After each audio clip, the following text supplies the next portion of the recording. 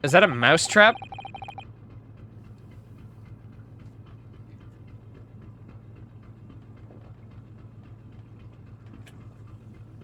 What is that? I'm finally out of that cabin. I have to admit, this isn't quite what I was expecting. It's less spacious out here than I thought it would be. And this is the most luxurious accommodation. Yeah, indeed.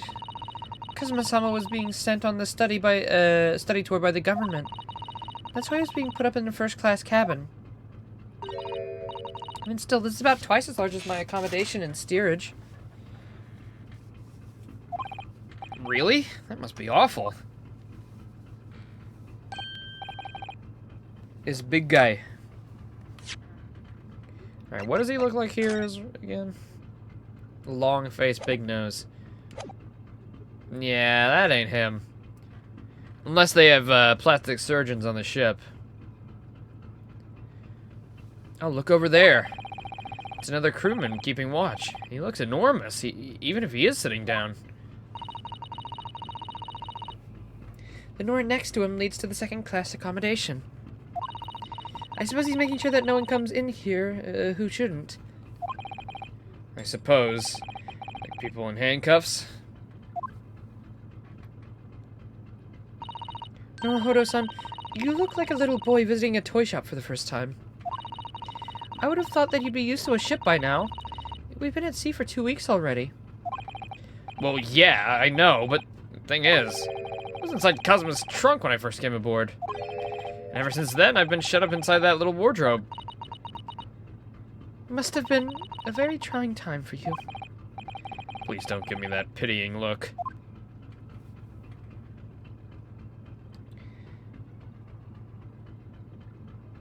You know, that's not exactly the sound I would expect from a ship. I don't know what I guess I would expect. Like, ocean sounds? I don't know. Excuse me, but could I ask you something? You little stowaway murderer. That wasn't a good start, was it? All right, let me try instead. Good day, Mr. Sailor. I'm so sorry to trouble you, but could I perhaps ask something of you? You little third-class lady's maid. Oh, You seem to have caught the sailor on a bad day, Susaru-san. Not a sailor, my mother gave me name. I am senior crewman, Beef Stroganoff. Bro was Stroganoff. Is beef.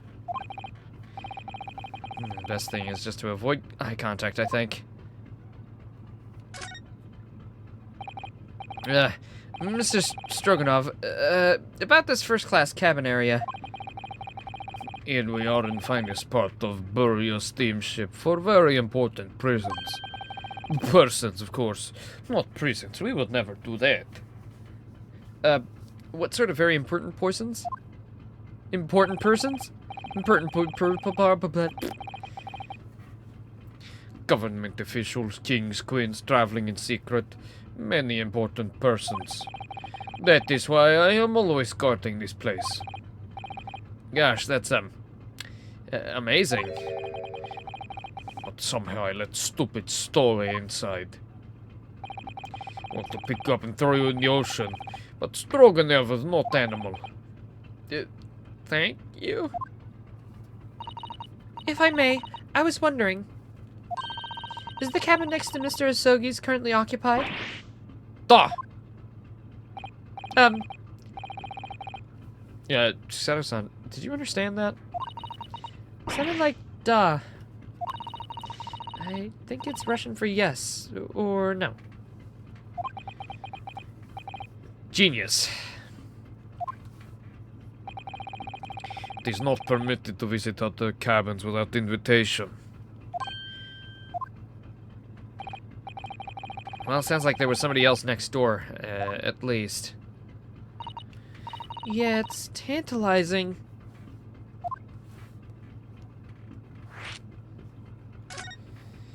Probably our assassin.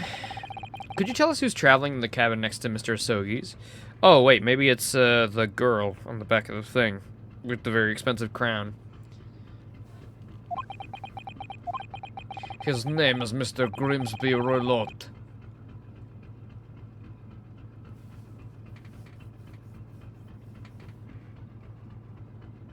Grimsby Roylott. Grimsby Roylott. I'm trying to gauge whether there's a pun in there. Grimsby Roylott. Roylott. Grimsby. I'm by. I don't know. He's a very important Western gentleman. A Western gentleman? Do not even think about it. He has nothing to do with the murder of Student Boy. How can you be so sure of that? Mr. Roylott is authentic Western gentleman. Such a man would have no interest in lowly student from insignificant Far East Islands. That was harsh. Could you tell us when Mr. Roylott came aboard? That is none of your business.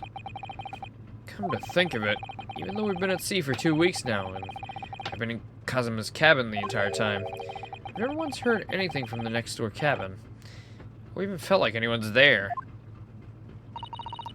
Well, presumably, since the gentleman is occupying the one of the first-class cabins,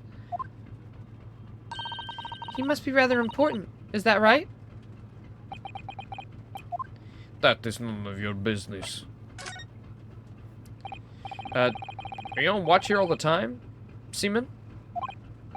All the time. So criminals like you cannot come in or get out. I wonder, could you tell us anything about last night at all? It is sad about Student Boy. Were you on watch last night as well? Of course. You notice anything at the time? Anything unusual? Niet! Zaru-san, did you understand that? It's clearly a no. I saw nothing unusual, nothing at all. And you didn't hear any... let me look to the left over here, my left, that is, And you didn't hear any strange noises or sense anything that was wrong in some way? I said niet! Sorry! I'm not so sure. I could have sworn that he wouldn't catch my eye for a moment there.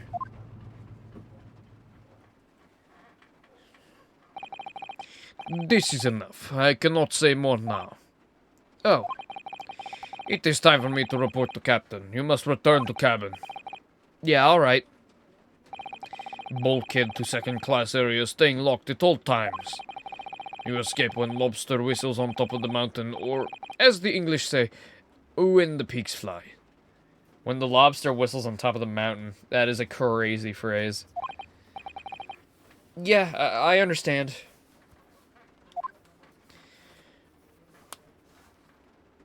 Oh, by the way, you guys, I forgot to even mention, I guess that we did mention it last time, but the 4-year badge has been unlocked. I have put it in, the purple onk. It is in there. It's ready to go. Whenever anybody reaches 4 years of being subbed, you get that badge. Very nice. I'm going to have to make a 5-year one before next year. I think that's of the entire time the channel's been live, not the entire time we've had, Oh, I didn't realize it's raining. It's not the entire time we've had affiliate, which is when you unlock them. It's just the entire time the channel's been active. Which is interesting, to say the least.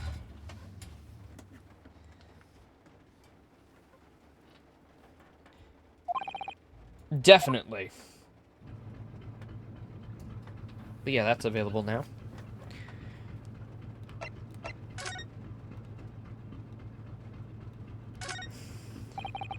That book on the top of the table is really huge. There's a pen with it, too. Yeah, I'm sure that's the ship's log. Shall we have a little look through it? The writing's so neat and precise. Every detail about the voyage has been meticulously recorded. You wouldn't expect a rough and ready sailor to have such beautiful handwriting. Anyway, look here. Last night's log is mostly blank. Presumably that means there was nothing to report. But is that really the case?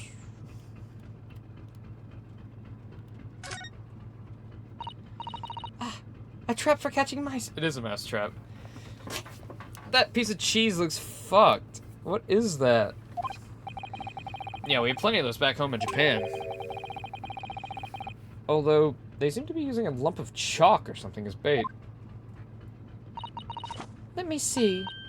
Yes, I think that's what is called cheese. It's made from the milk of cows. Sorry, do you not have cheese in Japan? Cheese? I wonder what that tastes like. You can't eat it, Norohodo-san. The trap will shut. Will shut on your fingers. Really? But I suppose you're right. You weren't actually gonna try it, were you? All I've had to eat for the past couple of weeks is Kazuma's leftovers. Kazuma's. Sorry, Kazuma. You don't know how hungry I've been in that wardrobe. Poor you. I'll find a little snack for you later.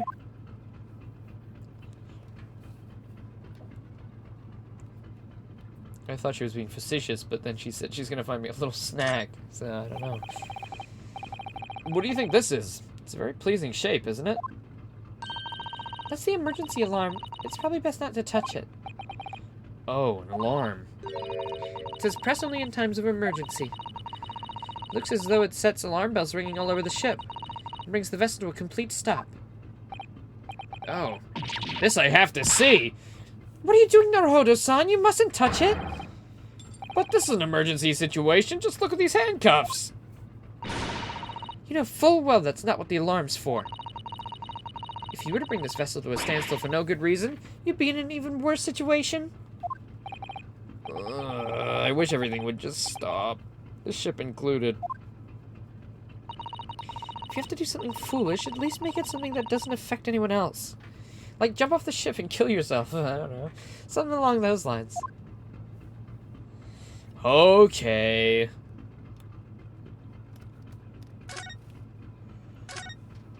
Alright, can we go in now? This is it. This is the cabin next to ours. The one the ventilator connects to. Yes, the ventilator from which Kazuma-sama wrote that he saw the speckled band emerging. Maybe whoever's in this cabin can help us solve that particular mystery. Let's ask.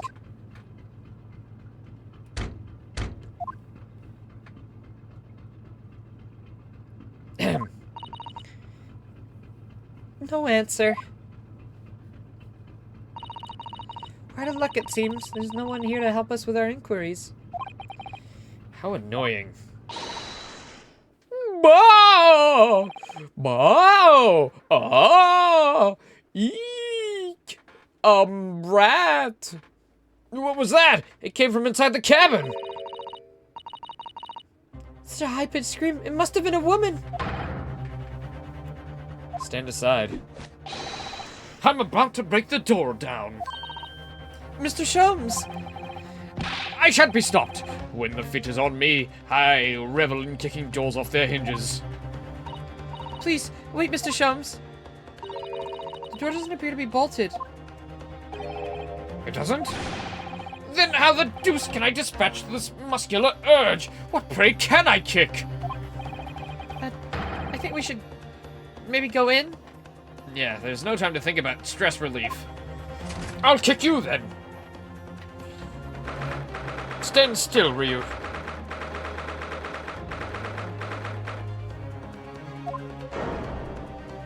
Oh shit, it him! Who are you? A Western gentleman? This gentleman looks Russian to me.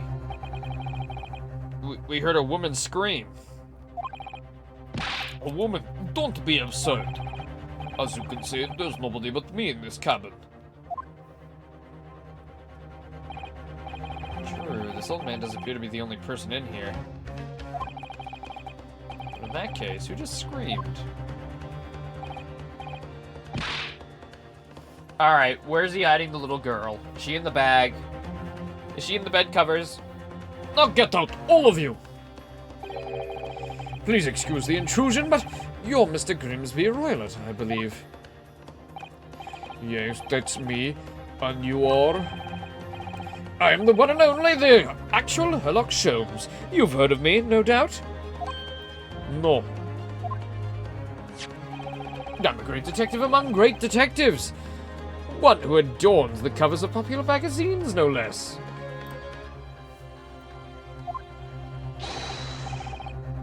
So I assure you, you may trust me completely.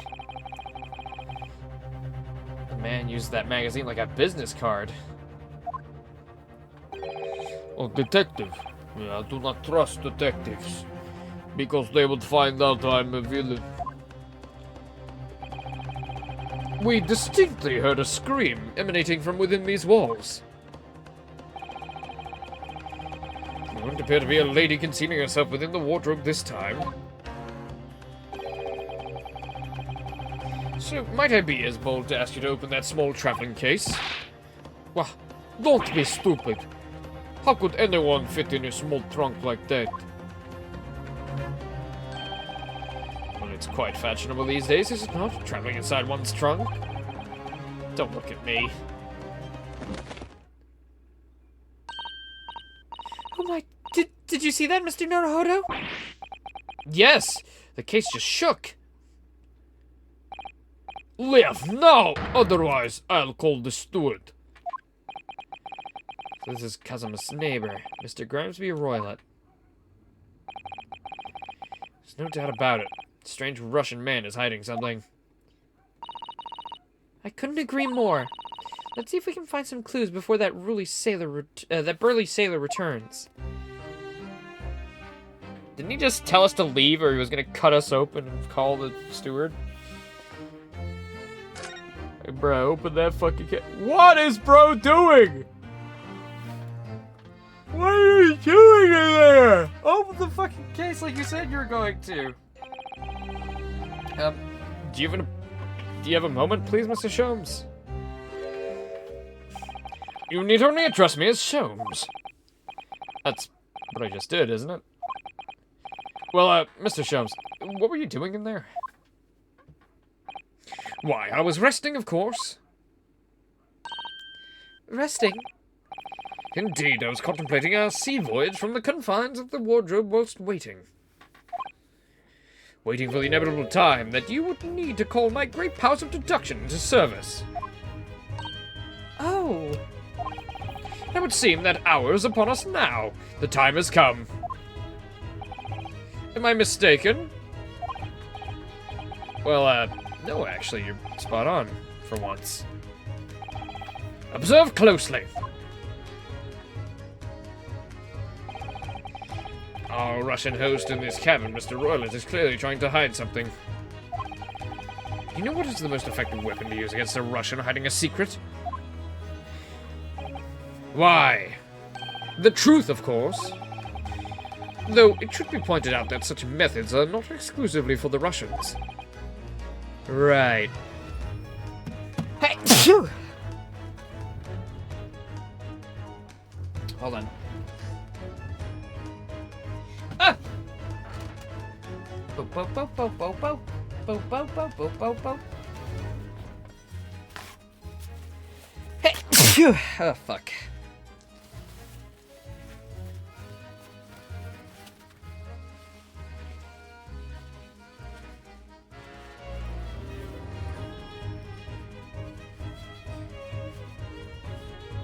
This theme does go pretty hard. But I will say, I do prefer the music of regular Ace Attorney, I think. Because this is obviously, like, you know, it's got that old style to it. Reminiscent of, like, a, you know, I don't know what you would call it. I guess traditional, maybe?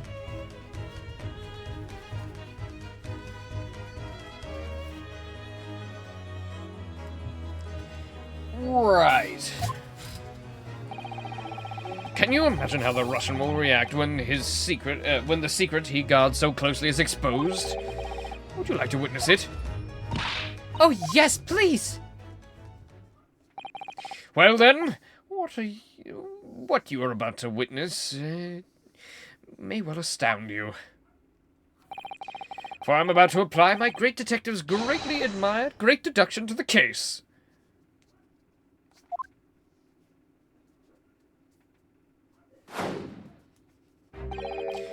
Could this man be a more hackneyed portrayal of a dubious Russian, I ask you?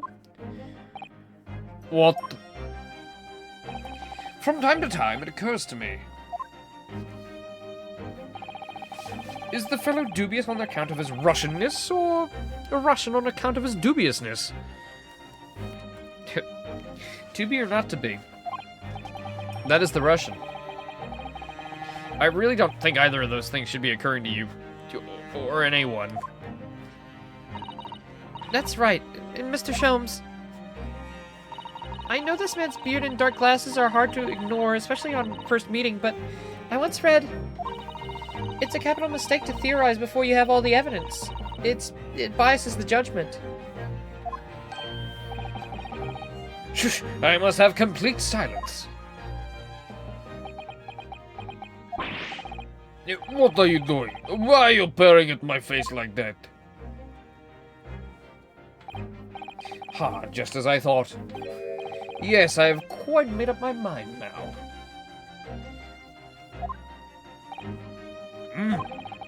There can be no other explanation that accommodates all the facts. Mr. Roylott, I have reached two incontrovertible conclusions. What do you mean? Number one, your true identity is that of a villain. Using those shears, you're about to end the existence of something most dear. Are you not? And number two, the other conclusion I've drawn, you are, at this very moment, no less, in the midst of committing a most grievous crime. Beneath that beard, your mouth quivers with nervous tension as you realize you've been discovered. Does it not? No. Naruto-san, I never imagined I would witness one of Mr. Sholmes' great deductions with my own eyes. That was a great deduction. Again, it seems more, obvious. Nothing can deceive Mr. Sholmes. In a single glance, he can deduce all there is to know about a person. What ineffable twaddle. Oh yes, I've read about it countless times in the adventures of Sherlock Sholmes. And now I've experienced the astonishing impact of his great deduction firsthand. This is like a dream come true. I can hardly believe it. I can hardly believe it. But all the color is drained from Mr. Roylott's face. Looks like somehow both Mr. Sholmes' conclusions were right. How could you? How can I possibly know such things? You wish to say? Very well then. I shall elucidate. I shall explain how it was that I arrive at this pair of conclusions. So, do I cordially invite you upon a journey of logical discovery. Let us board the train of reasoning. Put plainly, let us work through my deductions together. The great deduction. The game is afoot! Old man's identity. Conclusion? What is this? So, the dubious-looking Russian, Mr. Roylott, obviously what catches the eye in the first place. Okay. Is the enormous pair of shears in your hand. Now, we ask ourselves, what could you possibly want with such an implement? The answer, of course, is... I mean... Killing, cutting grass. Yes, very good. The answer, of course, is staring us in the face. You're on the verge of using the shears to cut away that copious beard you sport. Now, moving on. The question then begged is this. Why would you desire to rid yourself of such a magnificent beard, Mr. Roylett?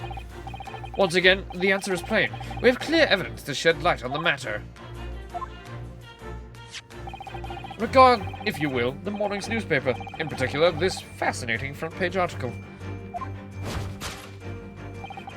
Which would appear you have read as well, Mr. Roylett. I'm sure it needs no further clarification. The evidence that reveals your true identity is the article about the revolutionary. In translation, the headline reads, "The revolutionary violin Bolshevik flees Russia via Shanghai." As you cannot fail to observe, the subject of the article possesses an extremely copious beard. Having noted the article yourself, you decided to remove your incriminating facial hair before it gave you away. In short, your true identity is beyond a doubt. You are the fearsome Russian revolutionary himself, Violin Bolshevik. Not that I've heard of you myself, you understand.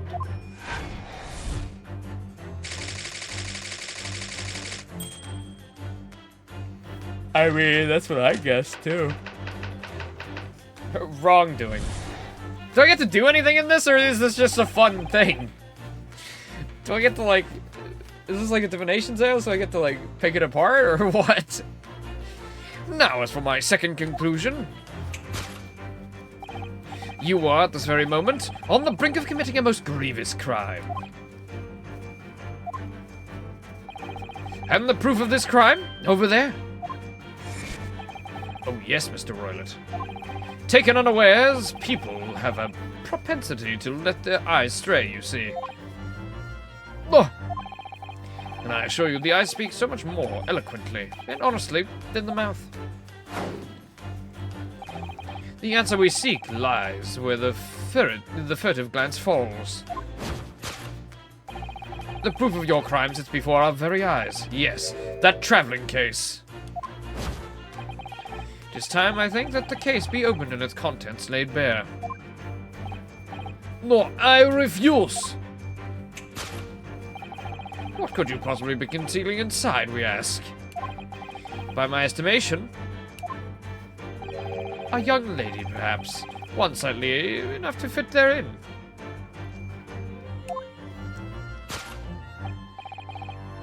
Don't be absurd. And what, pray, would be the identity of this young lady? Oh. Sorry, it's just Shob's talking, basically. Bro does not get to say anything. And pray tell, what would be the identity of this young lady in the traveling case? Dear me. We are not well suited to a life of crime, are we? Okay, this Coudel betrays you. Once again, we need only follow your furtive glance to find the answer. Yes, the reason you refuse to open your traveling case can equally be found in the pages of your newspaper. For there's another most stimulating article. Me? If we turn the fleeing revolutionary to the back page... Renowned prima ballerina of the Novovik Ballet disappears from Shanghai. Such a headline can lead us to one conclusion. Your crime is that of abduction. According to the article, the young lady's name is Nikolina Pavlova.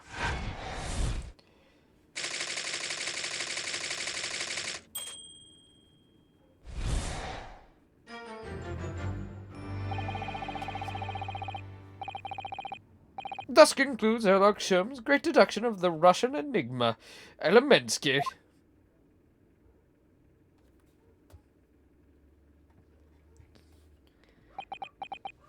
Gosh, okay, so that's not even a gameplay section. He just does a bunch of... He just yaps. Susato-san, that wasn't one of the great deductions I've been hearing about so much, was it? Well, the stories are full of Mr. Shom's brilliant deductions, you know. But that did seem a little different somehow.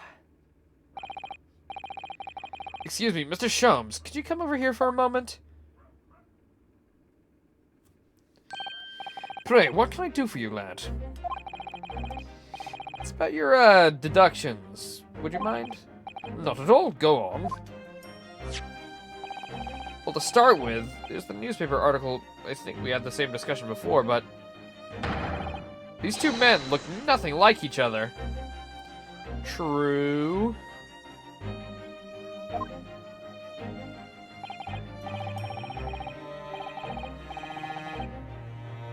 Ah, yes, but I recall a discussion earlier, and at the time I told you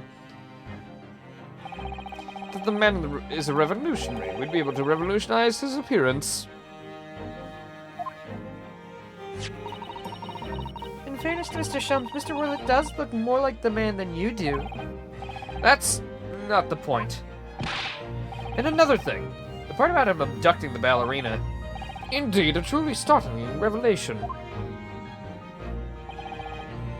First glance, the case would appear too small to accommodate a young woman.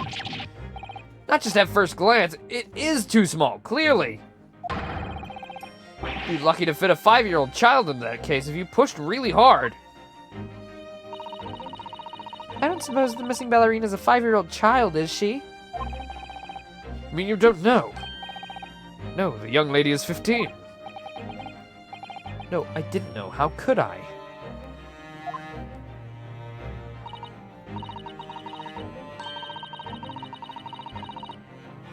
A 10 years worth of her would be poking out of the case. Some years ago, I read something pertinent, I believe. A troop of men consuming vinegar daily in order to promote a certain lithiness in their bodies. Vinegar? For such a sour bunch, it would surely be simplicity itself to contort oneself into the confines of that small case. Oh dear, you must be thinking of contortionists in the circus, Mr. Sholmes. Ugh, this whole thing is turning into a circus.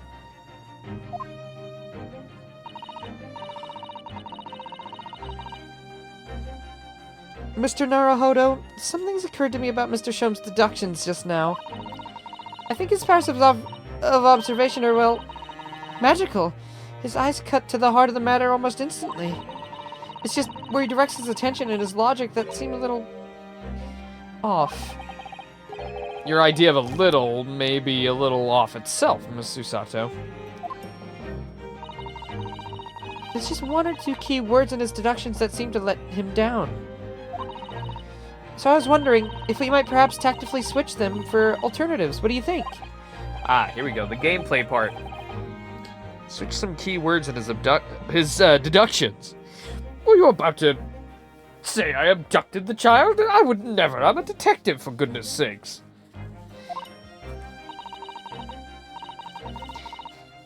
Yes, but very tactfully. I feel I'm sure we could do that. We'd unlock the true genius of Mr. Sholmes' great deduction. Precisely the thought that was going through my own mind. This man is a lot of work. Times I wonder how anyone puts up with me. It's not that funny. Ah, and you, my good fellow.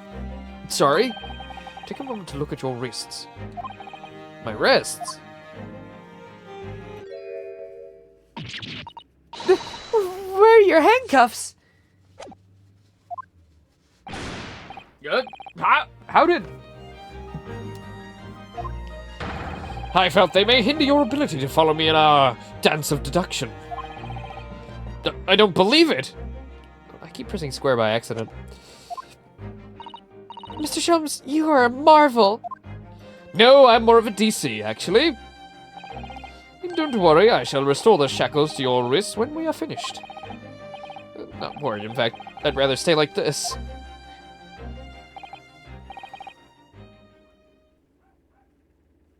Ugh. Let us begin. Oh boy. Oh boy, oh boy, oh boy.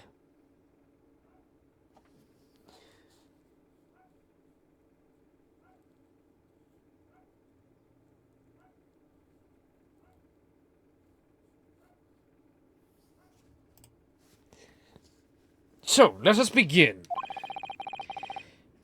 Sherlock Holmes is proud to present his logic and reasoning spectacular. Course correction. Hold it, Mr. Sholmes. This is so cool.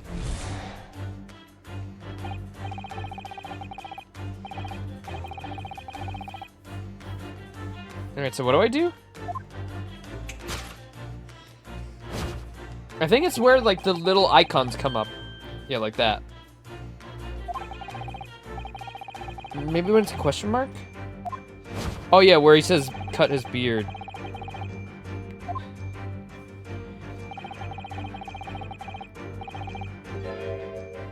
Yeah, that one. That's... like, why... what? I'm not sure. Would you really use shears like that to cut off a beard? I doubt that's something I'll ever have to worry about. Doesn't quite sit right with me, though. Yeah, Burrow cannot grow a mustache. It doesn't seem to be sitting right with Mr. Roylett either. Which means I suppose the deduction is wrong. Let's try switch a keyword here, Naruhodo-san, and see if it helps matters. Alright, but how? I think we should start by taking a long, hard look at Mr. Roylett. I wonder if it's really his beard that he intended to use those shears on. Oh, he was gonna cut his pubic hair with them! Exactly! It's almost worse. One little slip and... If we manage to find something that seems to fit the sense of Mr. Sholmes' deduction better... Then what? I keep pressing the square by accidente. It's because I'm not holding my controller, I just have it on my leg while I'm pressing the button. Because obviously, you know, you have to use the whole controller. They should release an Ace Attorney controller where you just have like an objection button. You just click that.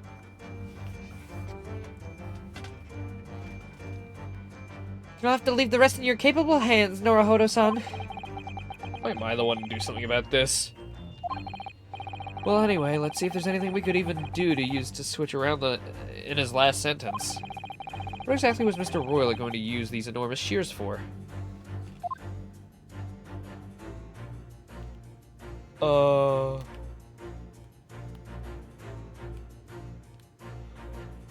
Golden locks? What the fuck? Yes!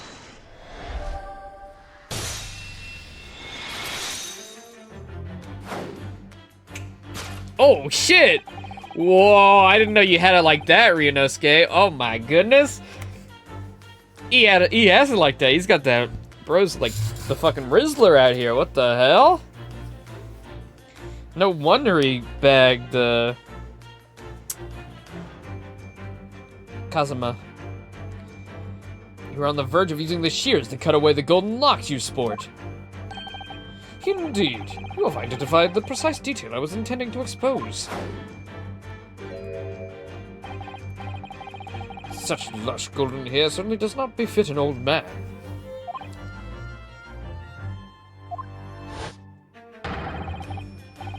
You're not a man at all. You're a woman. And judging from the length and sheen of your hair... Oh my god, you are the lady. You are her. Bro is her. I wonder if she is the killer then. 2 women killers in a row? And we're being sexist and racist along the way? I can't tell if it's progressive or regressive.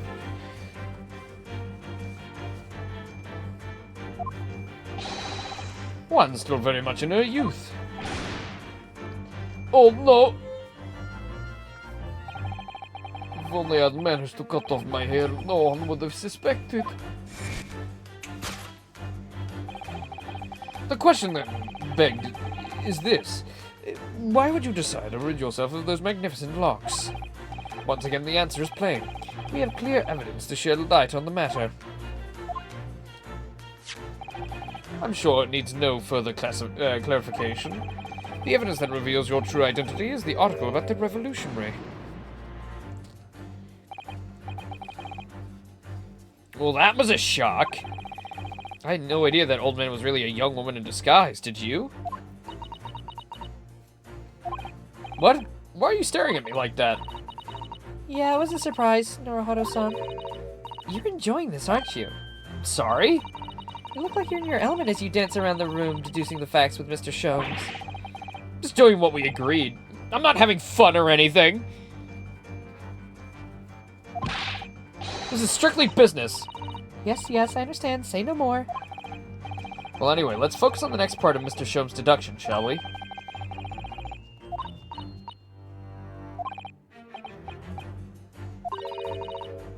Yep. Uh-huh. Uh-huh. Yep. Uh-huh. Yes! Yes!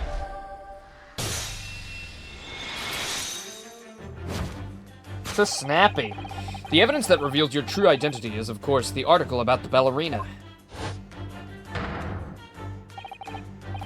That's right, you've hit the nail on the head. Renowned prima ballerina of the Novovik Ballet disappears from Shanghai.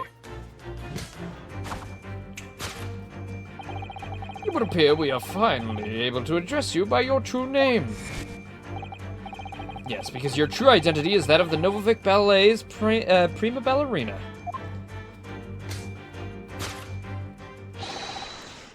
Miss Nikolina Pavlova. Oh.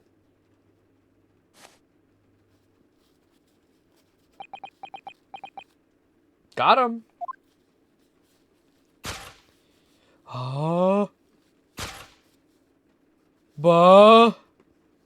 Yep.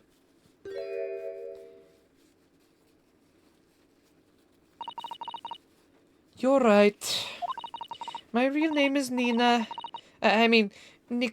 Pavlova. But please, I beg you, don't tell anyone. A ballerina on the run. Solved!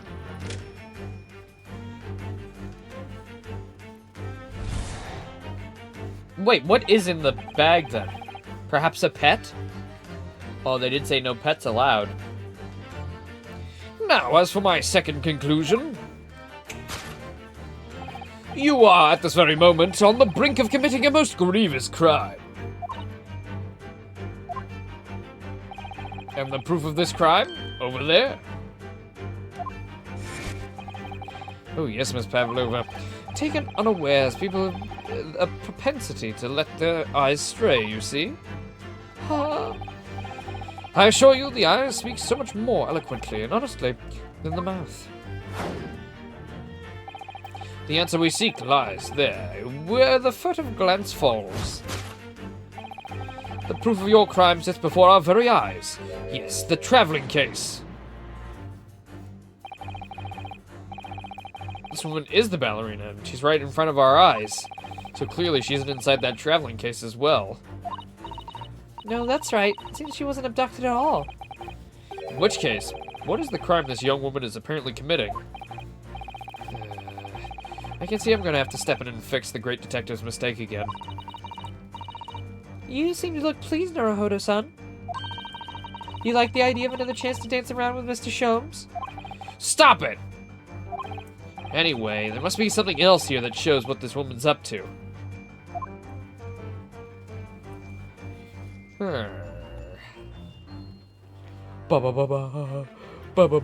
Yes!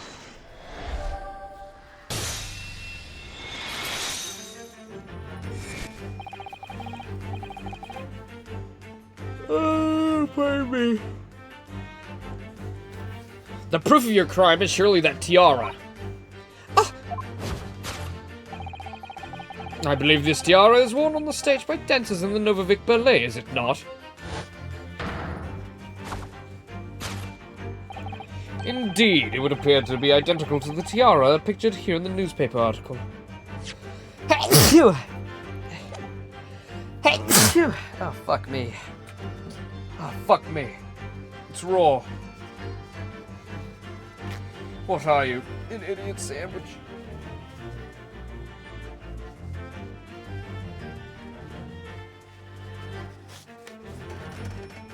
Oh dear, I made a mess. I've, like, decimated my tissues. Oh my god. That did not rip how I intended it to. To smithereens, you say?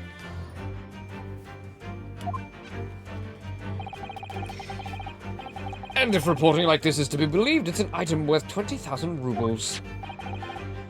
In summary, the crime you've committed is theft. Oh no. Yes, you left your ballet troupe unlawfully, taking their precious tiara with you.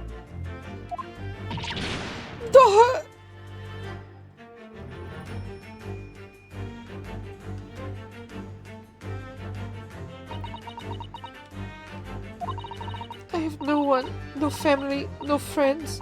I'm all alone and I need money. But I did not steal the tiara. It was a present from, how do you say, an Earl of Prussia. It belongs to me. This girl's only 15 and she's run away all by herself. She must be extremely lonely.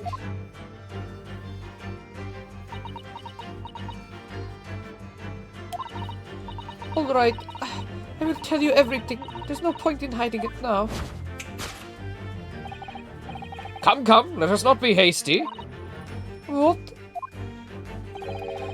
There remains one unsolved mystery about you. Mystery? What do you mean? You have staunchly refused to open this traveling case of yours in our presence.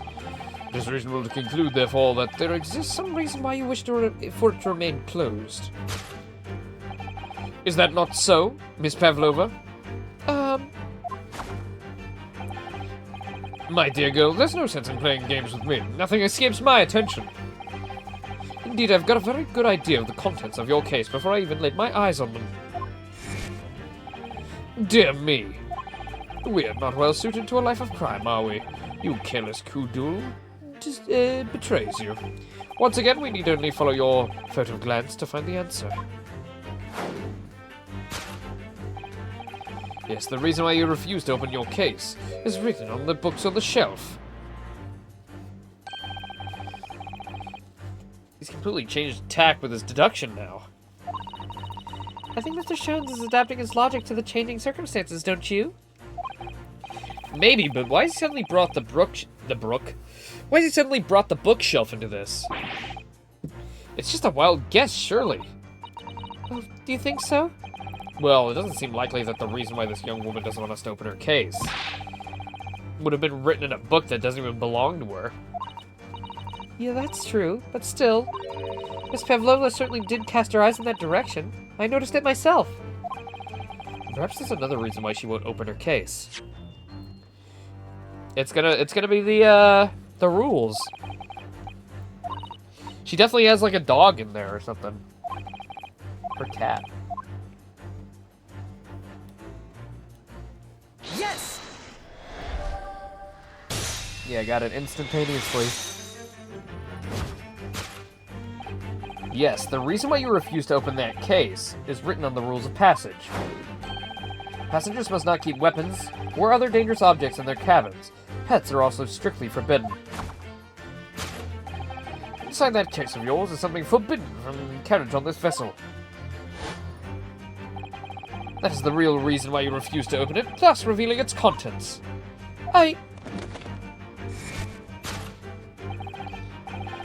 And we've seen the trunk wobbles from time to time. But no weapon or other dangerous item would move on its own accord. Which leaves but one possibility, Miss Pavlova, inside your traveling case, is a vibrating dildo, of course. A pet. Bro, that is so awesome. We are so badass when we do that. Is the last item forbidden as is listed as a forbidden in the vessel's rules of passage? A pet.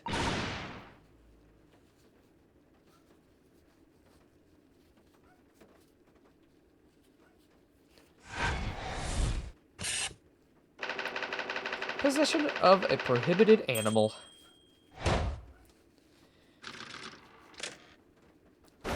Deduction complete. Elementary. That's awesome. I love this. I love that. The deduction's so fun. So clearly, you aren't who you said you were.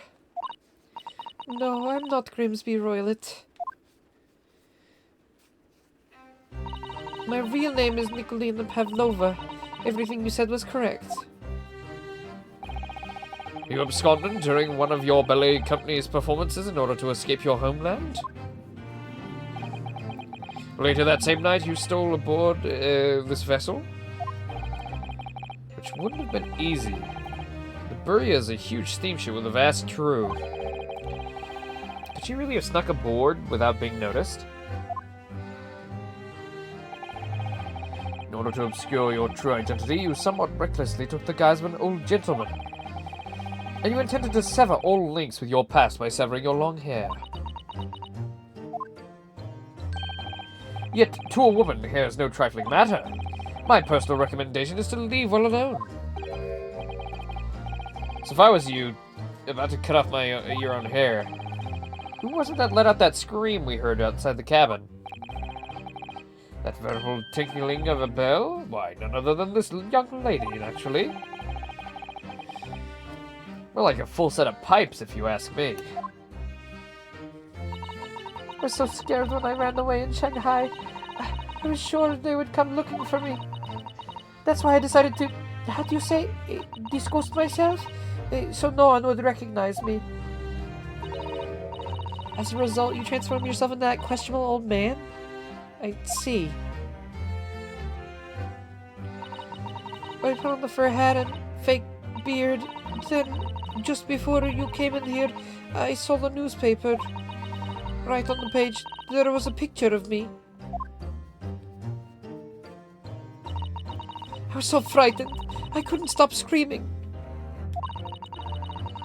I knew that if I didn't change my appearance completely, they would find me. So I decided to cut off all my hair as fastly as possible. I picked up the scissors in my hand and... The precise moment we walked in through the annoyingly locked cabin door. Oh, the annoying unlocked cabin door. Things like that happen sometimes, don't they? Things do indeed happen like that, from time to time. Are these two even talking about the same thing? Gosh, now my nose is all fucked.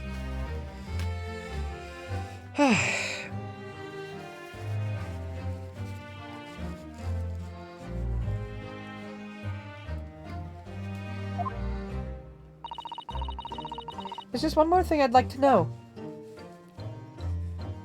What exactly do you have inside your traveling bag?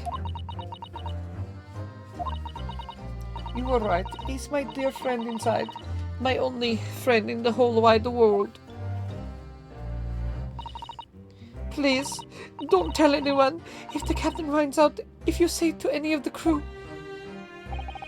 Your secret is safe with us, I assure you. But in return, you must tell us, in as much detail as you can muster about the events of last night. Yes, all right. I tell you.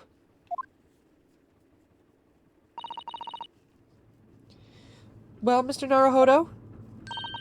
Wasn't it something, Mr. Show's great deduction?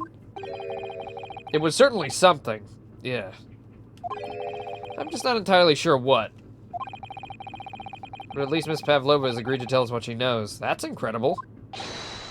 Indeed, it is incredible. Ha, and one more thing. Oh, yeah? What? Observe your wrists. My... Ah, your hands, they're cuffed again. What? But how? True to my word, I've restored your shackles. When and why? There's still a shadow of guilt cast over you, Mr. Naruhodo. I'm sorry to say, it can't be helped at the moment. Can't it really? Anyway, let's listen to what Miss Pavlova has to say. I can't go on not knowing. I have to find out what that speckled band that Kazuma-sama wrote about in his diary really was. Sorry, I gotta turn on my lights and blow my nose again. What is happening? It's like a rainy day, but why am I so stuffy? I'm just stuffed with lots of slime. Ugh. Alright, you know what? I'll mute myself while I blow my nose. Oh, you know what? Actually, I'll take this little excuse as a break. I'll go to the bathroom and such. And prepare. We haven't even made it to Britain yet. I'm guessing we're gonna probably finish this investigation day and then have to go defend ourselves, or... Well, I'm guessing we're defending ourselves again. But I don't actually know. I guess we'll see.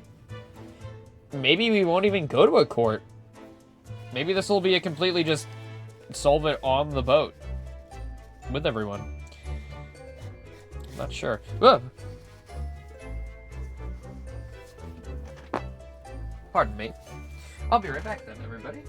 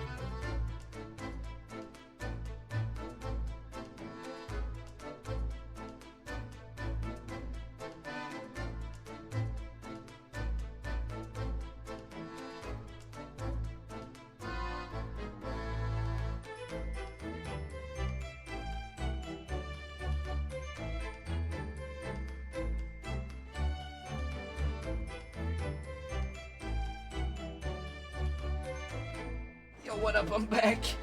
Sorry for the lengthy delay. Yeah, I don't know. I don't have an excuse. Was I just cleaning up and everything good?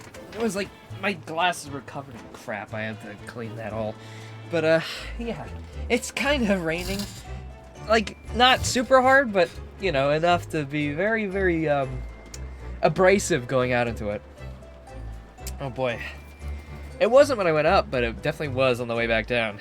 All right, let's hop back in. How much longer should we do? Probably another hour, maybe, and then we'll do like a 2-3 hour Zelda stream. Sounds good to me. My tissue paper got a little wet coming down. I don't know what it is about today specifically. I just can't stop sneezing. Oh well. Okay, let's get back to it then. Get rid of that BRB. I have to find out what that speckled band that Kazuma-sama wrote about in his diary really was. Maybe it was her hair? Or, well, she's a ballerina, so I don't know. Did you know that somebody was killed in the cabin next door last night? One of the crewmen told me this morning when I was eating breakfast. The man who died, he was a friend of mine. Of the boy variety. Oh, That's why we're trying to figure out what happened. Did you notice anything unusual last night? perhaps you heard a strange noise, for example. Perhaps people talking? Perhaps the ship was absorbed in a wild tempest. Perhaps its steam engine exploded. Perhaps everyone on board would have noticed if that had happened. Miss Pavlova, is there anything you can tell us? I don't know. I'm sorry, but all I could think about last night was what I had done and whether or not they'd find me. I didn't notice anything that was happening around me. Oh, I see. Does that track? Does that track with you guys? Yes, I mean, I guess. Whoops. No, not autoplay. Bad autoplay. No. I'm gonna crack open a new drink. And again, my nose is already stuffing up again. I hate it.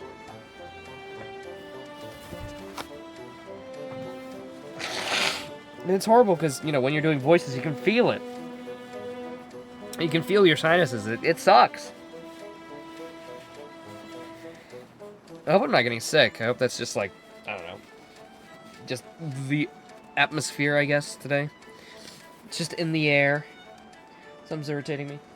Maybe I need to sweep my room or something. I don't know. Too much dust. Yeah, that could be it. There is a lot of dust everywhere. It's kind of hard when you have such a fucked setup where everything's like all together and the wires are just a conglomerate of mess. I need some like dust vacuum or something. Always love a good crackle of a sody pop.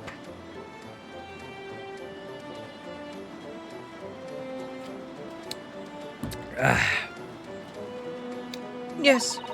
I'm traveling to Great Britain, and from there, I want to go to America.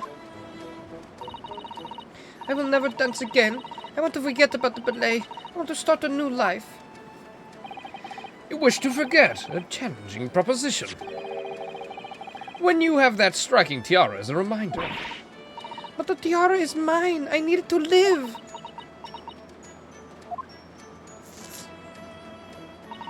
I have no money of my own.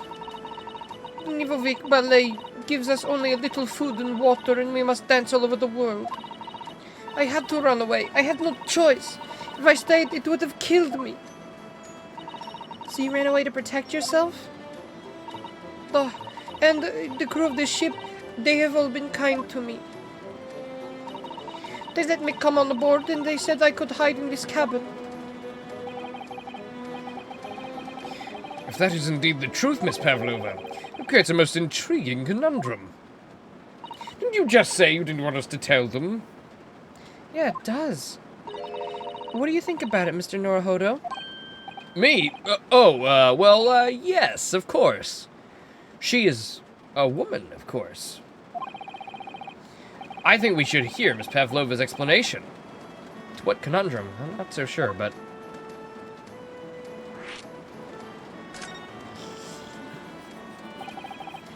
Miss Pavlova, allow me to pose you a riddle.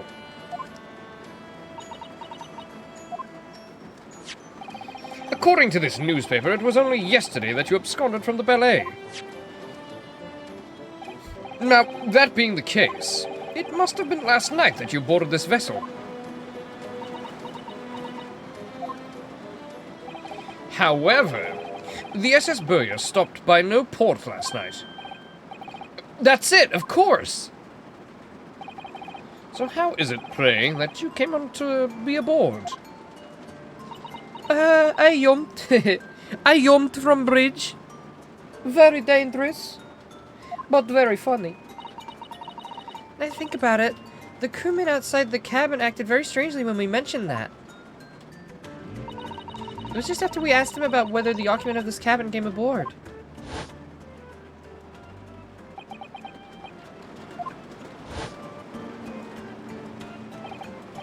Yeah, you're right. He did seem to be hiding something. An angel descended from the heavens, bringing grace and beauty to the stage. Sorry? What was that? I can't hear you over the rain of the boat that we're in. Remember, we're on a boat. That's just natural weather occurring. It is how the Russian newspapers described one of my performances. And that is how I came here too. I descended from the heavens, because I am an angel. Considering English isn't your mother tongue, your description is very vivid. Mr. Sholmes once said, I never can resist the touch of a dramatic. The touch of the dramatic? It seems Miss Pavlova is the same. Our genius descended from the heavens, bringing peace and beauty to detection. Oh, grace and beauty, of course. Words once said by myself. A quote from a wonderfully extravagant advertisement for the adventures of Herlock Sholmes, in fact. Yes, Mr. Showy. Anyway, it doesn't look like Miss Pavlova's going to tell us about what really happened. Friend. So the friend you mentioned's inside your traveling case, is that right? I don't think animals are allowed on board according to the rules of passage. Oh, please, don't tell any of the crew. If they found my precious...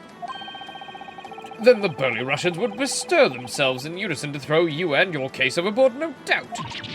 Oh. So reassuring, Mr. Sholmes. But what sort of pet is your friend? A little puppy? Is it?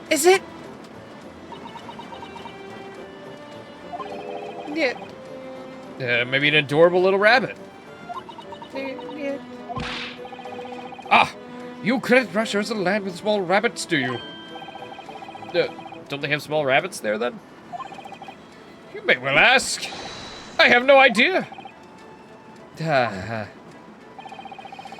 You two are miserable bunglers when it comes to understanding the nature of young ballerinas, friends. Isn't it obvious? It must be a chicken. Really? Consider the benefits. A rousing wake-up call, daily fresh eggs. And when adversity strikes, it could satisfy the needs of sustenance. So, you'd eat your friends. I'll remember that. Well, it would appear this friend's identity is a closely guarded secret not to be revealed.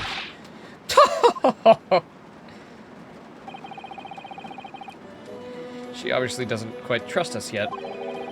There's something I should show her, I think. Maybe she might be able to shed some light on it.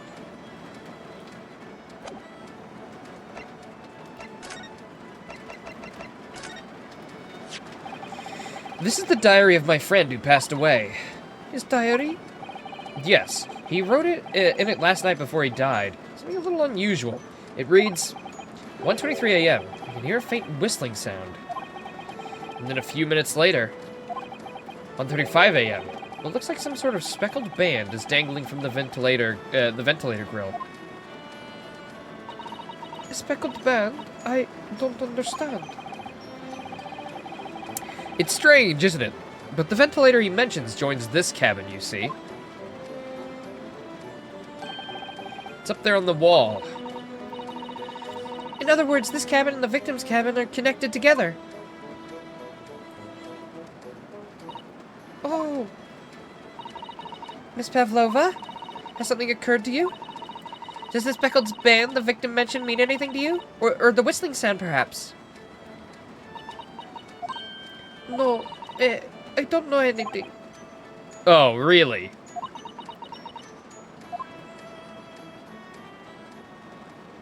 Likely story. Oh! Anybody home? Pizza delivery! Excuse me, Mr. Roylet. Oh, yes, what? Oh, she's fast. Captain would like to speak with you. You must come to Captain quarters at once, please. All right, I will come now.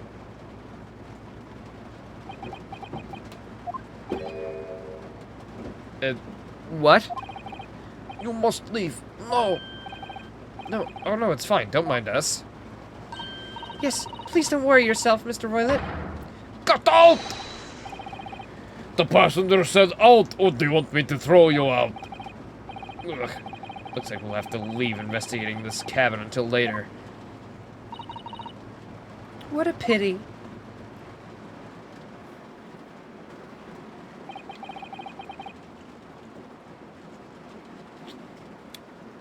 And so we lost our chance. Having still not managed to investigate Miss Pavlova's cabin, we were unceremoniously chased out.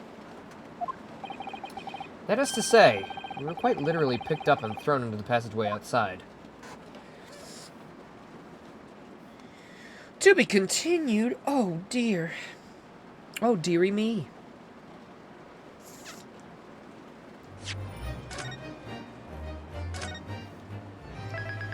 I love that interlude theme. If Ace Attorney knows how to do one thing, it's interlude themes.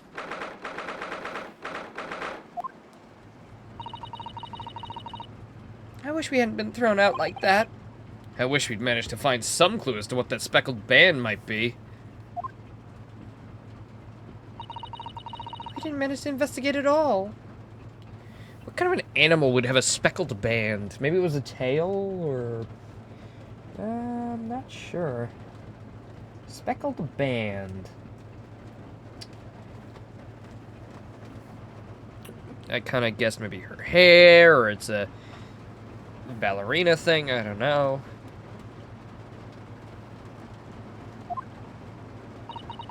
And I imagine that we won't be able to for a little while longer.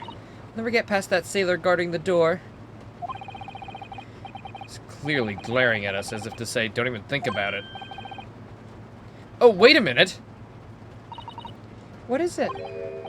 Well, what happened to our great detective friend? Where'd he go? Oh yes, he's completely disappeared. When did he do that?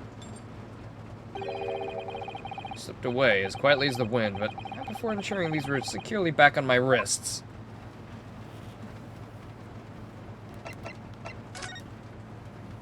I guess we'll go back to Kazuma's cabin.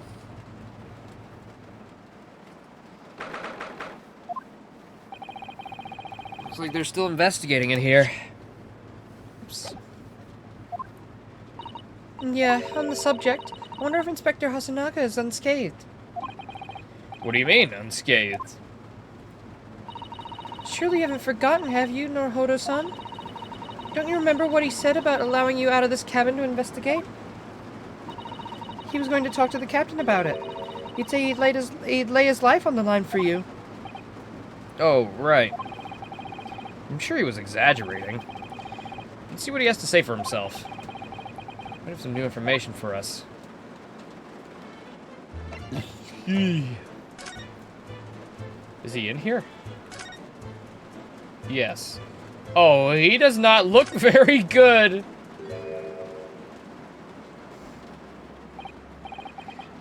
You're back.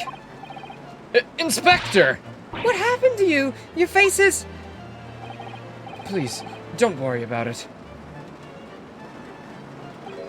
They're just scratches. Maybe by a bear?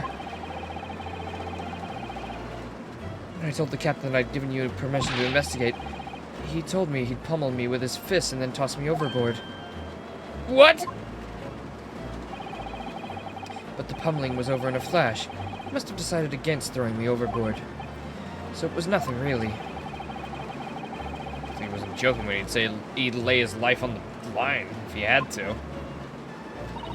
Well, thanks to your efforts, we now know a little about the neighboring cabin. Yes, so I understand. Oh, I bumped into a man claiming to be a great detective a little while ago. I think his name was something like... Erlock Sholmes. I don't think he was German. I'm gonna put my socks back on. It was like really warm when I initially started, but it's progressively gotten colder, especially when I went out, so.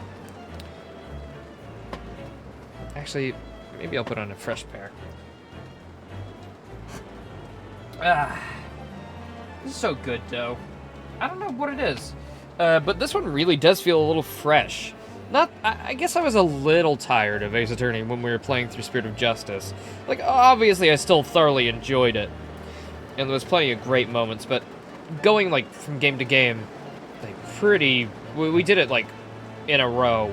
We've kind of done these last two, 3 now. It's nice to have something like this to really shake it up. It just feels so different, obviously, with all the different characters and everything, the different setting. Works to differentiate it, give it, a splash of different in there. A splash of special. The special sauce.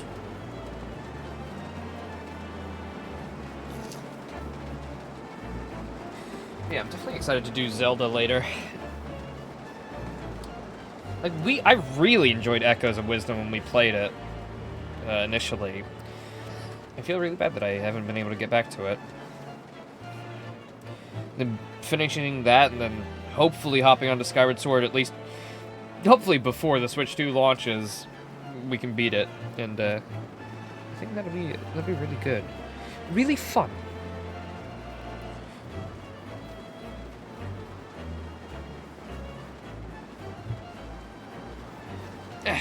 Okay, I'm ready.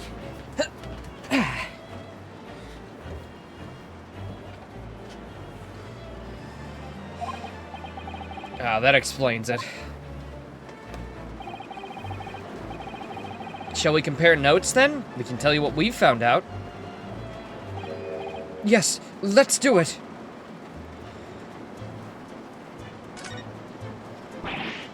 What? Nikolina Pavlova, she's in the cabin next door? Oh, do you know who she is? Please, what self-respecting ballet fan wouldn't know that graceful angel?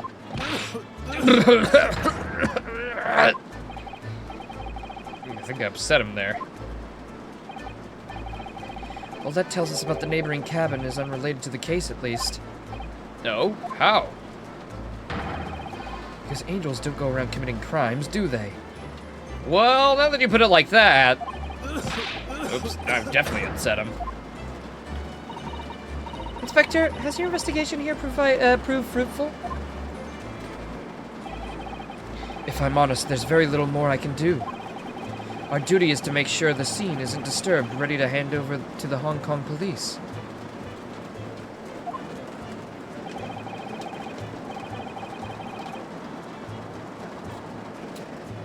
So I'm just keeping watch here, trying not to take my eyes off the job. Oh, I see.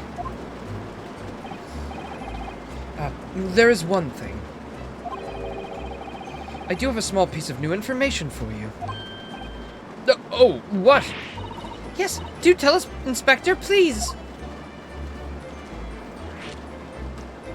A smidgen of new information?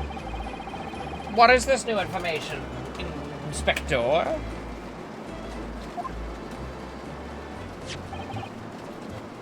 It's this. The Buria's medical officer has finished his examination of the body. I managed to obtain the report. Oh, Kazuma's post-mortem report? Kazuma-sama.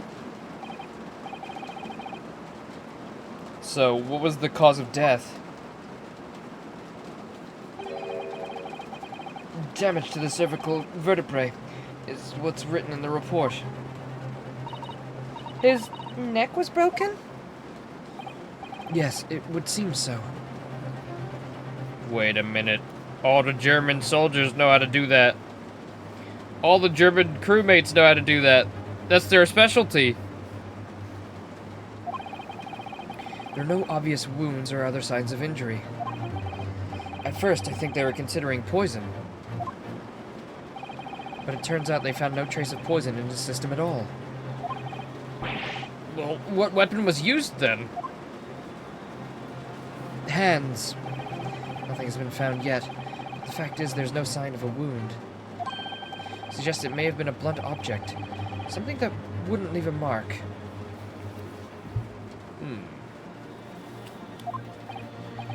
Oh, I see. All the body's nerves run through the spine to the brain. A strong enough impact to the neck could induce death. It is a possibility, and no obvious wound would be left. Poor Kazuma. I have a second copy of the report. If it might be useful, you're welcome to have it. Really? Are you sure? Yes, it's fine. I trust you. After all, if I didn't trust you, I'd never have agreed to leaving this cabin, and I never agreed to you leaving this cabin in the first place, would I? Ah.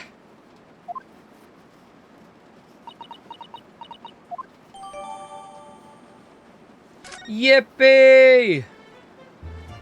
Hooray! Yeah, the great detective. Where did he run off to? Oh, Mr. Sholmes was here, was he? Yes, he seemed to be enjoying himself a little too much as he crept about on the floor investigating. But then he suddenly left. I suppose he must have become bored. Did he say anything like that at all? Actually, now that you mention it, yes. Just one thing. He practically shouted it. It's shoe polish. Was all he said. Shoe polish? What he meant. I don't know. The obvious brown stain on the floor, maybe? What, you think it was like poo-poo?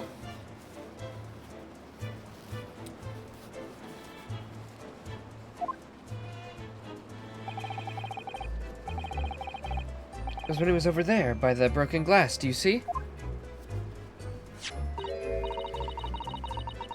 Perhaps he was talking about the brick-colored mark. Do you think? Yes, that must be it. But how could Mr. Shumps know that it's shoe polish? He tasted it, I think. Give it a good licking. That leaves me cold, I'm afraid. I have no idea.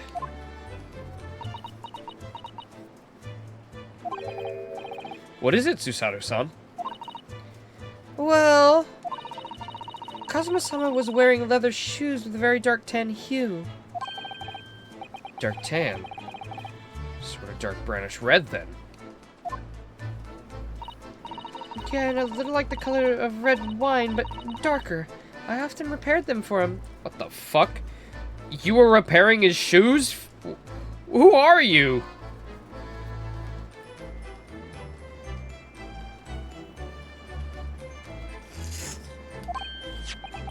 Oh, does this mean that this mark was made by the polish on Kazuma's shoes as they scuffed the floor?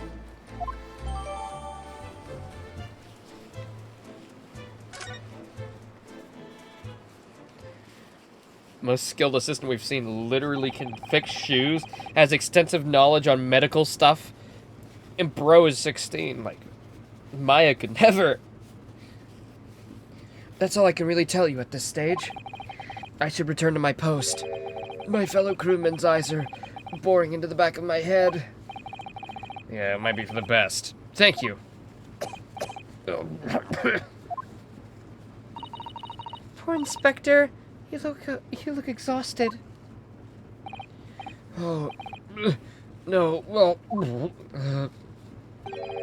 I feel terrible that I failed to protect Hisogi-san. He was my responsibility.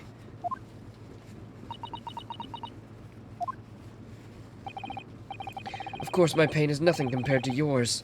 You were his friends. The truth is, I seem to have had a heavy head ever since I woke this morning. I can't help but feel like we're kids, but we're not. Like, well, she is, but being Kazuma, like fucking 23 years old. I don't know, everybody feels older than us for some reason. I mean, they are, but like, you know what I mean, like... I guess we are inexperienced, I suppose. That kind of gives that vibe off. A heavy head? That's interesting. My head's still throbbing, too. Bop, bop, bop, bop, bop, bop, bop. Okay. Are we leaving? Are we going somewhere? What are we doing now?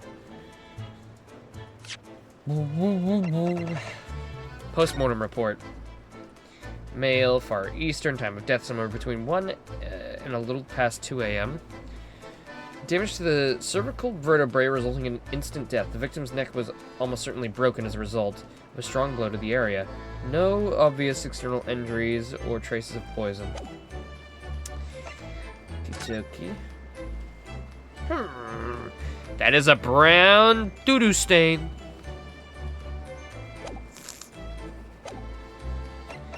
And that is a purple thingy of some kind.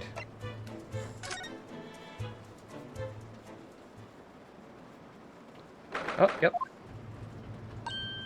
Ah! Look, Naruhodo-san! Seaman Stroganoff's gone! Please don't say semen and stroganoff in the same sentence ever again, please. Sorry. Strong enough? The burly Russian sailor who's always crossing his arms and glaring at us! Ugh, all these Russian names are impossible to remember. Oh yeah, Ryunosuke's so easy. Bro's name is Stroking Off. I mean, that's very easy to remember for a dirty mind. Tra-la-la! Did you hear that? It's like someone's singing. Tra-la-la-la-lee-ra-lee-ra-lay. I did it the great detective way. Okay. This caroling, I know that lark-like voice. Never mind that now. This is a golden opportunity for us. Yes, you're right. We must seize it. Let's get inside Miss Pavlova. No. Definitely before that stringy knot crewman comes back. It's Stroganoff. Stringy knot.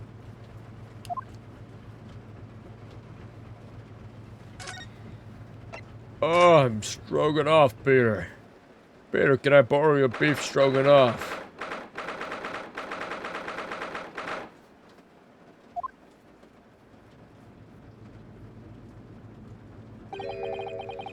Miss Pavlova isn't back yet.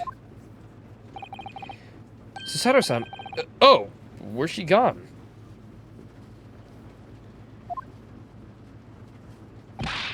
Hey, what are you doing? Those are private things. There's not a moment to waste, Naruhodo-san. We must investigate as quickly as we can. So I'm just checking out her fashion sense real quick. I suppose you're right. For Kazuma's sake.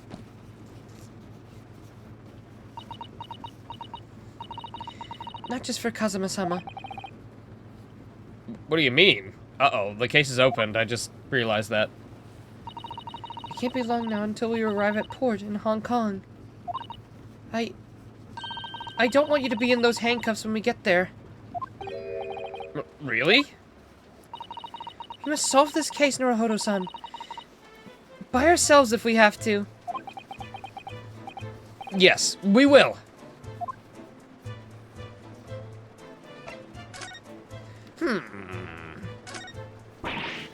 Oh my, Miss Pavlova's case is open! It's completely empty inside, but according to the great detective's great deduction, she was hiding your special friend in there. Yeah, that friend she had kept secret. But you're not allowed to bring animals on board the SS Buria. I wonder what kind of animal she had in there. And what are the point? Where is it now? Hey, little critter? It must be small enough to get through the grate. That's gotta be what was through the grate.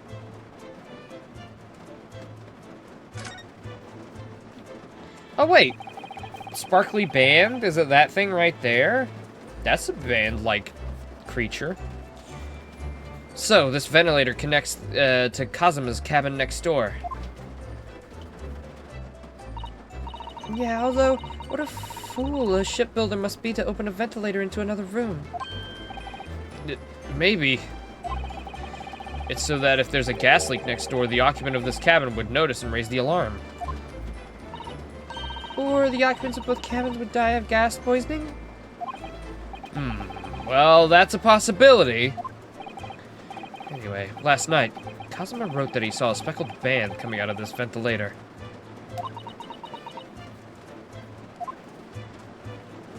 This? It's one of those next to the bed in Kazuma's cabin, too. Oh, wait, possibly not then. Yes, it's a belt cord. Oh, I can't resist.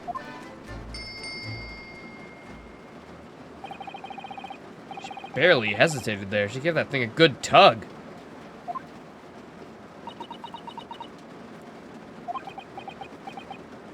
What were you expecting? I mean, we probably would have hoped that nobody came running because we're in here when we're not supposed to be. No, I didn't actually expect anyone to come. We don't want them to. We're trying to investigate in secret.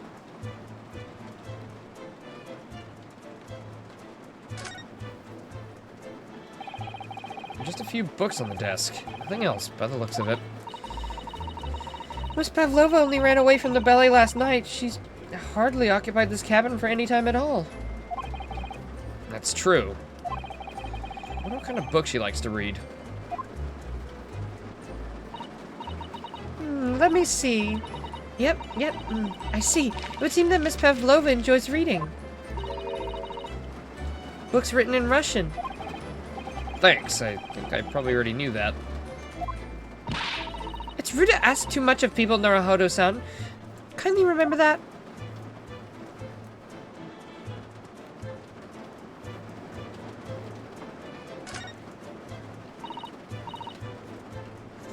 Naruhodo-san, are you there?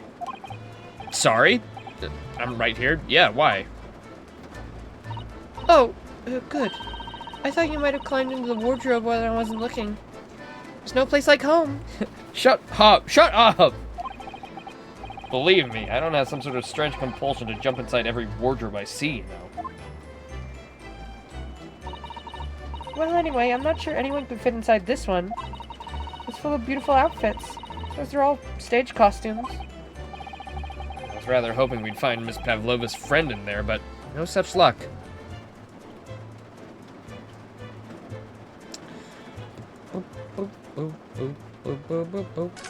Maybe under the table? Nope. It would seem this teapot's empty. So the natural conclusion is that the Russians are a very thirsty people. Oh. Or because Miss Pavlova only came into this cabin last night, she hasn't had the chance to make any tea yet? I mean, it could be either. It's definitely that they're excessively thirsty. I'd lay 1,000 to 1 on it. You're rather obstinate, aren't you, Naruhodo-san?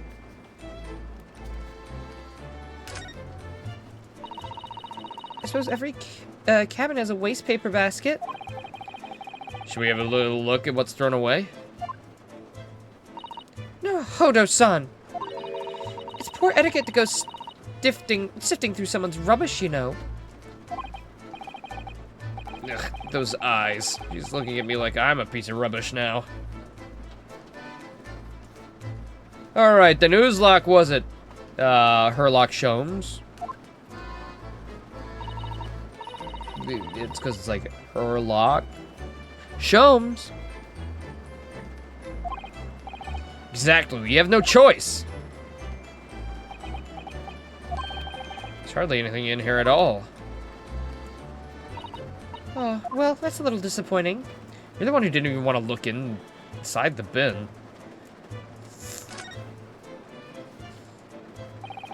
All the books have been toppled over together. Look, every single one. Yeah, this must have been what me and Kazuma did the other night. Must have rattled the other room too. You think that's the god of the sea, perhaps? He's toppled over, though. It's exactly the same as the bookcase next door, in Kazuma's cabin. Perhaps Miss Pavlova was practicing a difficult ballet pose and fell against the bookcase? I don't know. Should she really be practicing ballet on the same night she ran away from the ballet company? Alright then. It must have been you. You lost your temper and knocked them all down in a fit of rage? Not everything bad that happens in this ship is because of me, you know.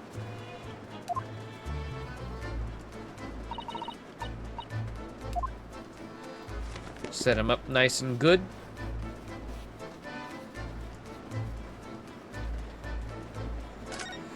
Alright.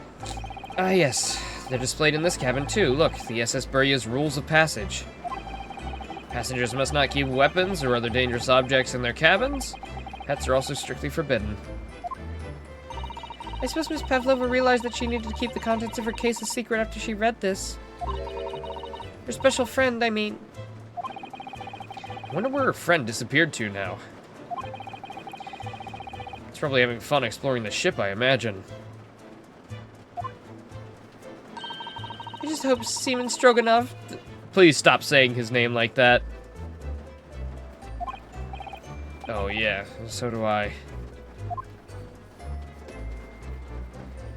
Bro, I'll show you my Seamanism Stroganoff. Sorry. Where else could that little fella be? In this? Nope. Well, that seems like it's about it. Unless I can interact with the door again. This cabin door has the same simple sort of bolted latch that our cabin door has. If the bolt's drawn across, there's no way anybody could enter the cabin from outside. Yes, it's not particularly a heavy-duty bolt, is it? Lipton discontinued peach iced tea? Devastated, grieving? I'm sorry for your loss, I suppose?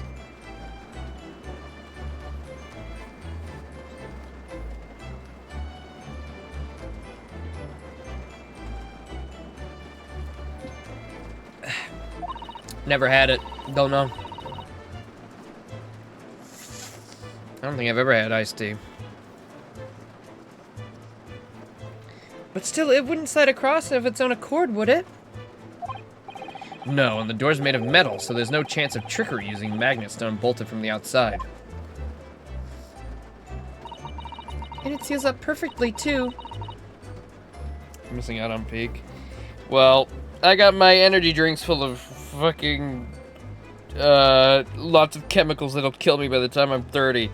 So, ha! Take that!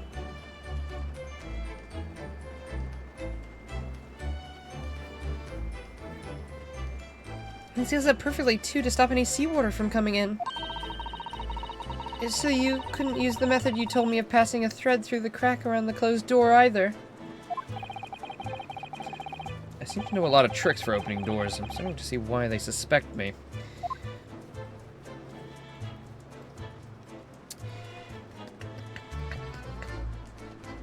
Why are they discontinuing peach? Is it like the least favorite flavor or something? Is it like the worst selling or something? I guess I can kind of relate, actually. Something I did realize the other day that we had an energy drink here called Demon Energy. It was like kind of like a, you know, play on Monster. It was just called Demon. And I really liked it. It had a really unique flavor. I very much enjoyed it. And then I only realized the other day, like, oh yeah, I haven't seen it in ages. So I looked it up, and it's it got like berated for having too much caffeine in it.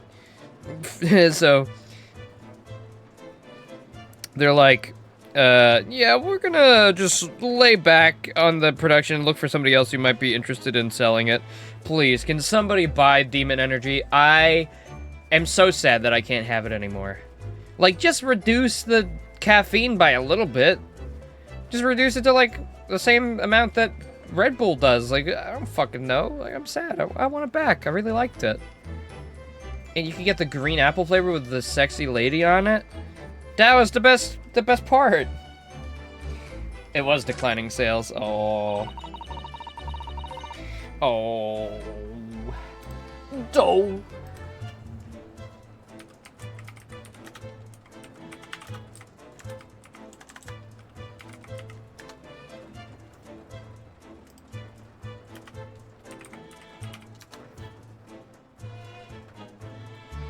You can still buy it, so I'd say you'd probably want to get as much of that as you want before it's gone. You chug a bottle every day? What, of Lipton iced tea peach? You can get 12 500ml bottles for $38 on Mighty Ape.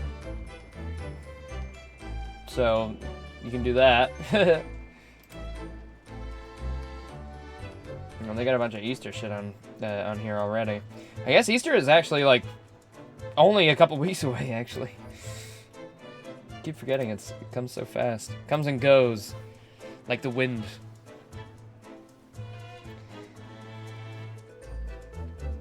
I wonder what a little saucer's doing on the floor. Yeah, it doesn't look like it had been dropped. More like it was placed there deliberately. Oh, it's a kitty. It's a kitten. Her friend is a kitten. Rose giving it milk, and you remember the plate was on the floor in my room as well with the chicken bones. So the kitten must have gotten through, and then Kazuma must have given the kitten a little meat. Put my leftovers on the floor. Do you think there could be a leak in the roof just above there? What? A leak? Is this ship quite safe? Kitten killed Kazuma real. Yo, the kitten is the killer. Oi, oi, oi. No way, no way. I don't know how my brain works, but thinking of kitten killing somebody, it reminded me that we got a little news about Joy of Creation. Not big news, but we got to see a little of Dawko's Hex plushies for Joy of Creation. They look really good. I might think about maybe getting some of the apparel. I haven't seen the apparel yet, but I mean, if there's like a Joy of Creation hoodie or something, ooh, I mean, I have to save for that. But I think the game is releasing on console and PC still simultaneously this year at some point. So excited for that. That's gonna be a fun one to stream. This is a scary one. This is scary. Am I gonna get spooked? I can't wait to get punched in the head by, not Withered Bonnie. What is it called in Joy of Creation? Burnt Bonnie? I've got a name. Eviscerated Bonnie? Bonnie's Bussy? What is it? Oh my god, I'm blanking here. The fucking, Evil bunny. What is it? What is it called? What are they? What's the descriptor?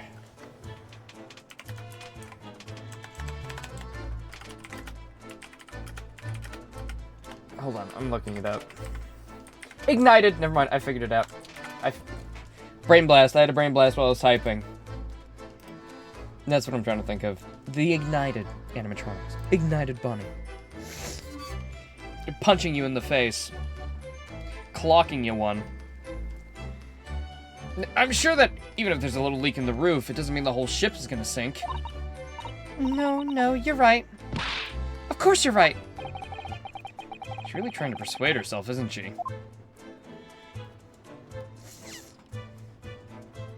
And we're gonna use some logic, like little friend, saucer on the floor. Two together, Kitty. Well, Kitty has escaped, so... perhaps we should move. Maybe we just had to see that... oh, maybe it's a rat. Maybe it's a mouse. Because of the mouse trap? But yeah, look, the saucer on the plate with the chicken. The chicken leg.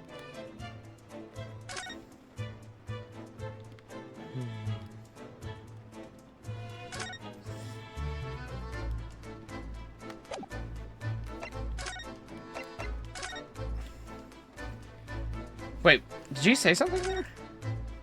I would never have believed that the Russian gentleman was actually a beautiful ballerina. Kazuma-sama's quarters.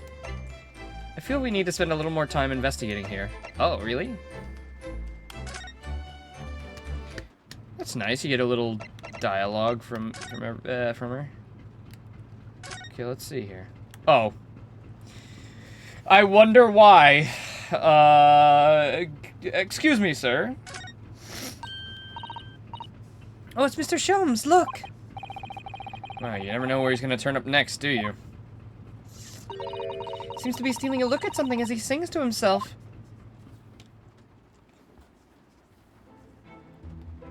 Tra-la-la, lira-lira-lay, I did it the great detective way.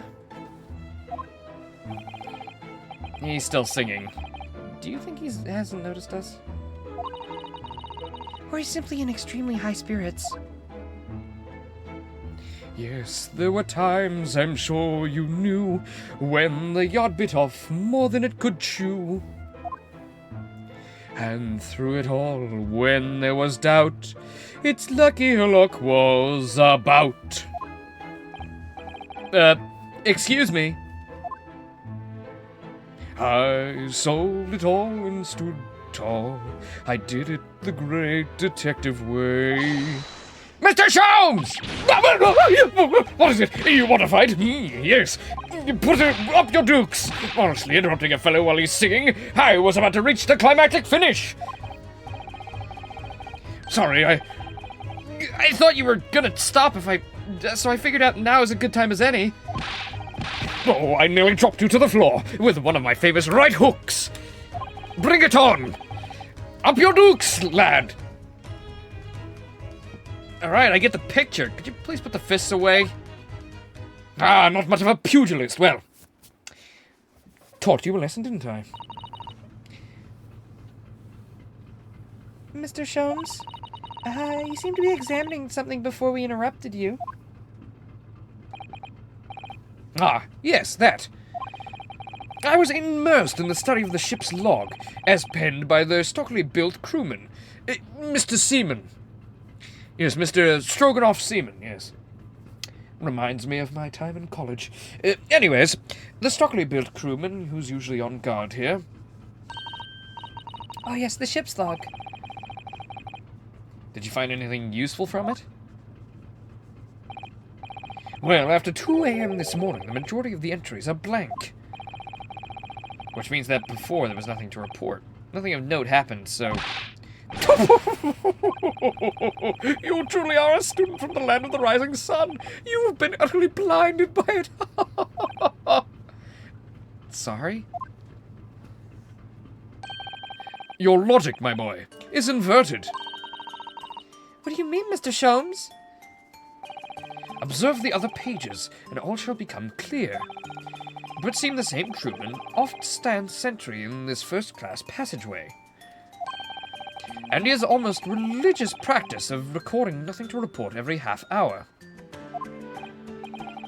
Oh, he writes that in every 30 minutes. Nothing to report. Precisely! Put simply, the seaman writes nothing to report when there is just that. There's semen all over the place. We need to get a blacklight in here like that. Wait, do we even have blacklights in the 1900s? I'm not sure. Say, dear lad, when was the blacklight invented? What? Exactly, precisely, okay. And yet, the ship's log from last night's largely blank, and he didn't even write nothing to report. Do you mean?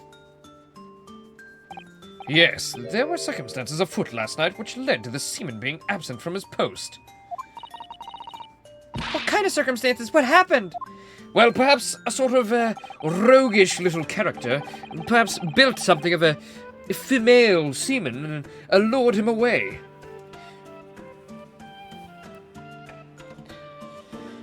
That remains a mystery for now, but we can be sure something significant took place. So significant it caused the seaman to forget his regular habit of scribing nothing to report in the log. These are important details. I would stake my life on it. You must log the ship's log in your mental file.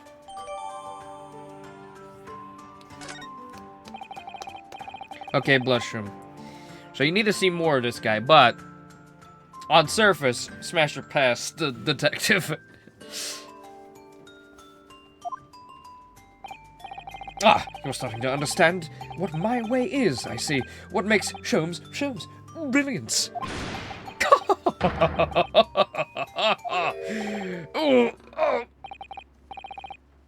What is it? Are you hurt? Don't worry yourself. I seem to be afflicted with a throbbing head this morning for some reason. Nothing more. Okay, so everyone's got a throbbing cock, I see. Not your type. What about our main guy? Phoenix's great-great-great-great-great-grandfather, I guess. How many greats would it be for 100 years? Not sure.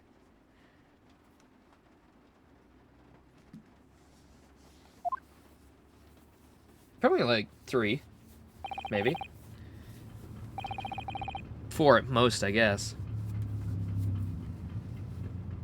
Smash politely. Polite to smash. Objection! Well, my friends, until our next encounter. Still singing to himself. I can hear it as he wanders off down the passageway.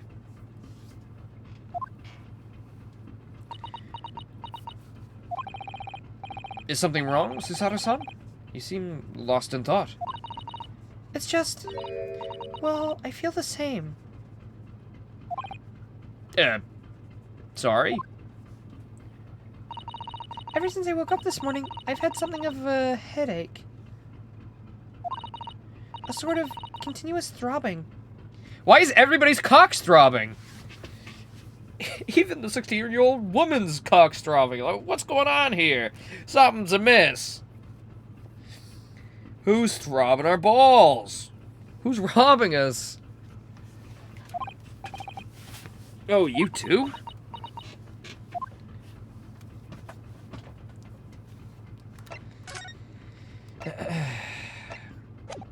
Wait, if everybody's hit... I thought maybe we got bonked on the head, but not everybody can't have gotten bonked on the head. Is somebody, like, releasing gas into the fucking boat?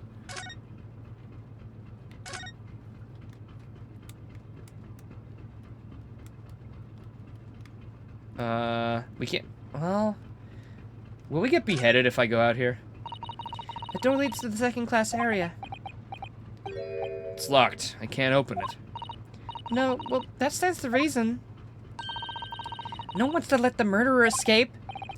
Gosh, she gave me a very stern look when she said that.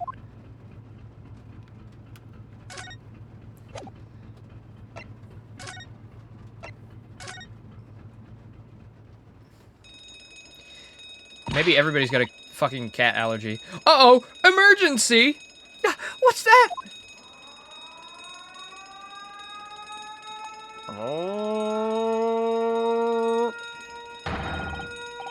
Shut down the engines immediately! Vessel sighted at 1/4 mile 4! It's the... it's the fuzz! Full stop, hard to starboard, all hands, brace for impact! Impact? I think we're about to crash into another ship. What? I can't stand. Sasada-san, hold on to me!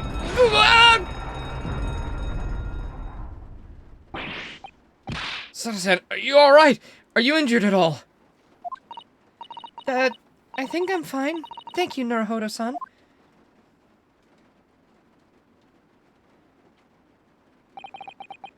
Looks like we avoided a collision. I think. Yeah, the ship's come to a stop. Oh my goodness, what about you, Naruhodo-san? Are you hurt? No, I'm fine. Heads on backwards, arms twisting the wrong way. I'm fine.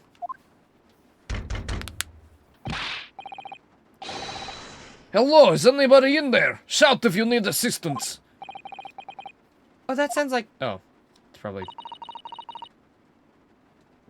not one of the Russian people. Inspector Hasanaga. Is that you in there, Naruhodo-san?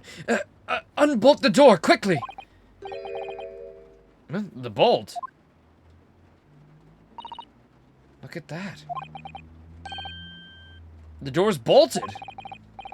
Did you do that, Sasada-san? No, I didn't touch it. Well, that's strange. How did... And look at all the books.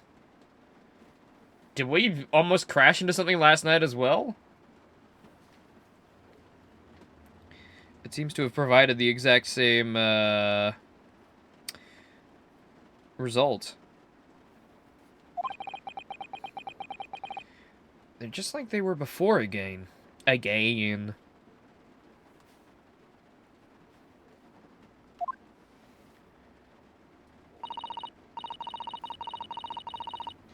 Naruhodo-san, aren't you going to open the door and let the inspector in?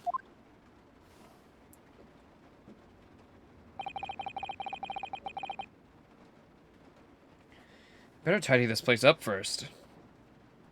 Why? He knows why it would be fucked up.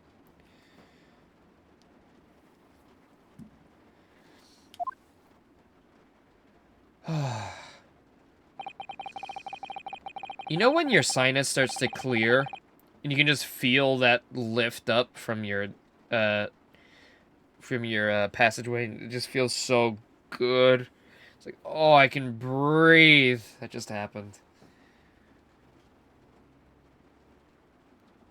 Our violent emergency stop had solved one mystery at least, in a very vivid way. But I knew that what awaited us on the other side of the cabin door would not be pleasant. I hurried around tidying up the cabin with a new sense of foreboding in my heart. Why? What? Is he gonna be dead as well? Like, what the fuck? Is he... What is bro yapping about?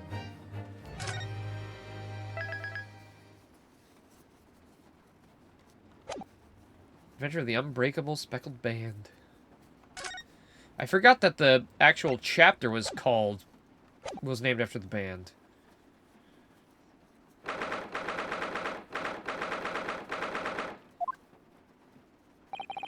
Somehow, the door to the cabin we were in ended up bolted after we made an emergency stop. Susato-san took a deep breath and gently slid back the bolt.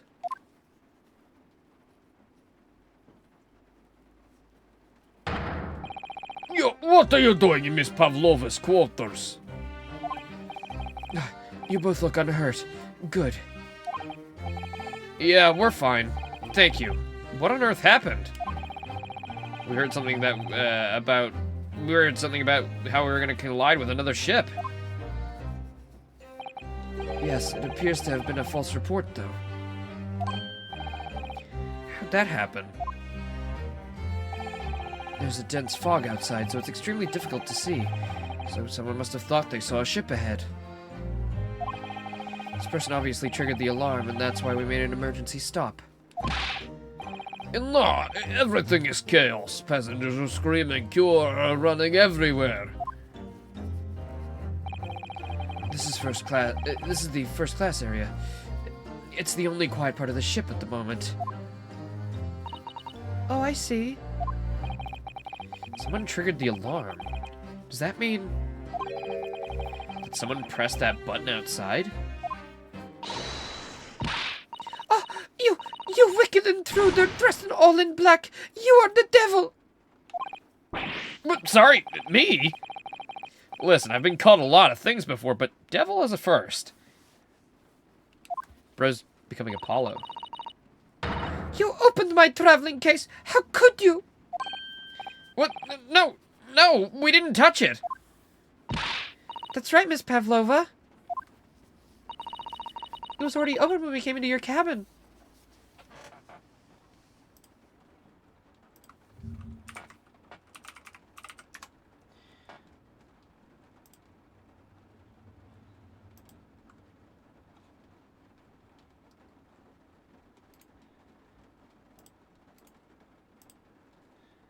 Hold on.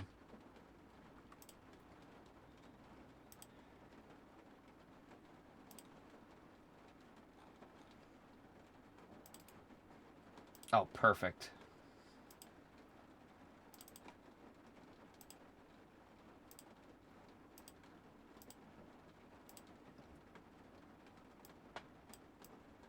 That's better. Ah! How dare you move? Inspector! Well, that's not right. Yes? Arrest this man. I know he did it. He's a criminal. It is not enough that he has killed the man. This is Pavlova, by the way. This is a Australia New Zealand dessert, which is delicious. It's like a marshmallow cream, like dessert thing with you put a bunch of berries on top. It is fantastic. I don't know how else to describe it. I think that's mostly it. It's like it's got like a marshmallowy inside with a hardened crust and cream. It's fantastic. Yes, it is the shit, as Blushman put it, of course. I don't know why her name is Pavlova. I don't know if there's a Russian Pavlova as well. But I mean, that's what I think of. Like, oh man, I could go for one right now, honestly. Like, fuck. That'd be so good. We only ever have it at Christmas. I'm gonna have to, like, beg for us to have it some other time. Usually it's only like a Christmas food that comes out. Fuck! Oh my god. Why is my floor wet? Okay. Was that from me? Where did that even come from? It must have been from me. It's a long strip of water. Mushroom, when do you usually have Pavlova? Do you guys have it often? Because the only time we ever have it is around Christmas or like a holiday. And it kind of sucks. I want it more often.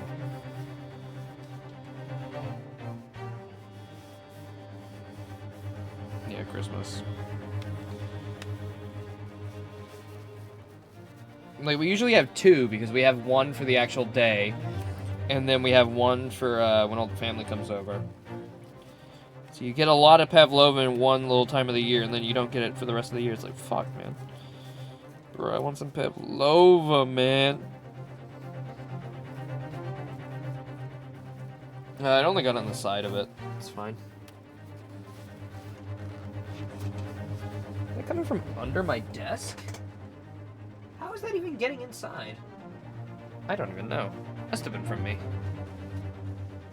Haven't had it in years. This is so sad. I had it last Christmas. Oh, I should have asked for it for my birthday. I probably would have gotten it if I had asked. But I didn't even think about it.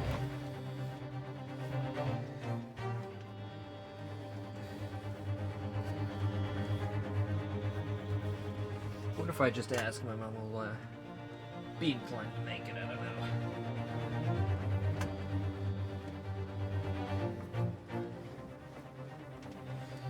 I just wiped it up with some dirty clothing I had. I mean, it is heavily raining, but I don't know how it would get down there. Can't be seeping through the bottom of my little hut. That doesn't make any sense.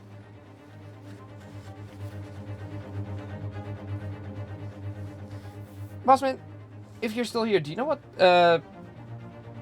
Russian pavlova was supposed to be? Well, yeah, but I mean, I don't know what it is because pavlova to me is this. So, you know, I can't really put my finger on what her name could be a play on because this is all I think of when that comes to mind, and it's a New Zealand Australia thing. So, I have no clue. Look how good that looks. It's a very photogenic one. Here, this one looks more like the pavlovas we make, actually. It's still like kind of picture perfect, but this is closer to the one that ours usually look like. Oops.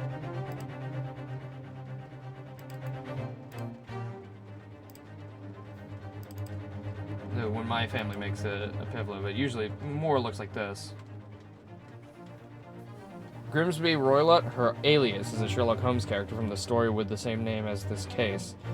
And Nikomina is a play on the Nikomi, meaning stew. Oh, so pavlova means nothing. That's just like, that's just a random thing they pulled out of their ass. Why is Maddie messaging me about a price drop on the chair I'm currently sitting in? I don't need that. I am in it right now. This very second. Stop. Yeah, doesn't that look good? This one's got kiwi fruit on it. Oh, I think that's a little, maybe some passion fruit there leaking out onto it. Delicious. Very good. Very good pavlova. Yes, very much like it.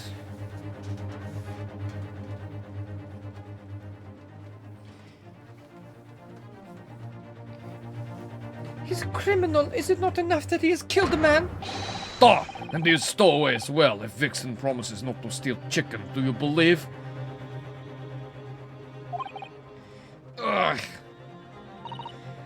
I think he means fox, but maybe Vixen in Russian is fox. Take him away. He's a trespasser as well as everything else. Stowing away, trespassing, killing. She is right, you are devil. It doesn't look good, does it? There's a cell below deck. Throw him in. Tomorrow we dock in Hong Kong. Then we give you straight to police. Wait, a cell? Wait, perfect cell?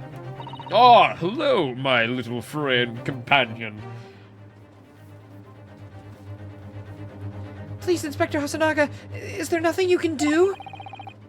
This is a Russian vessel. I really have no jurisdiction here. After my last effort to appeal to the captain's good nature, I think I'm out of options. This is terrible. This is a real crisis. I've got to find a solution.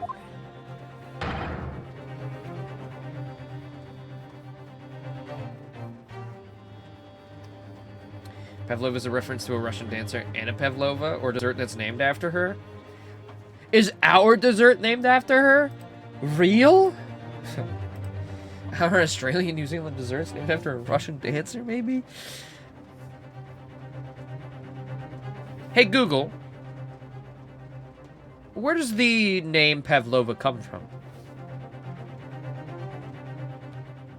The pavlova is named after Anna Pavlova, a renowned Russian ballerina who toured Australia and New Zealand Real? in 1926. Oh my god, it's Here's a real. breakdown. Anna Pavlova's influence. Her tours captivated audiences in both countries. Her Pogger? fame led to various culinary creations being named in her honor. The dessert's name. The meringue-based dessert, with its light and airy texture, was named Pavlova to reflect the ballerina's graceful movements and light tutu. Well, there you go. There you go. It is the very same.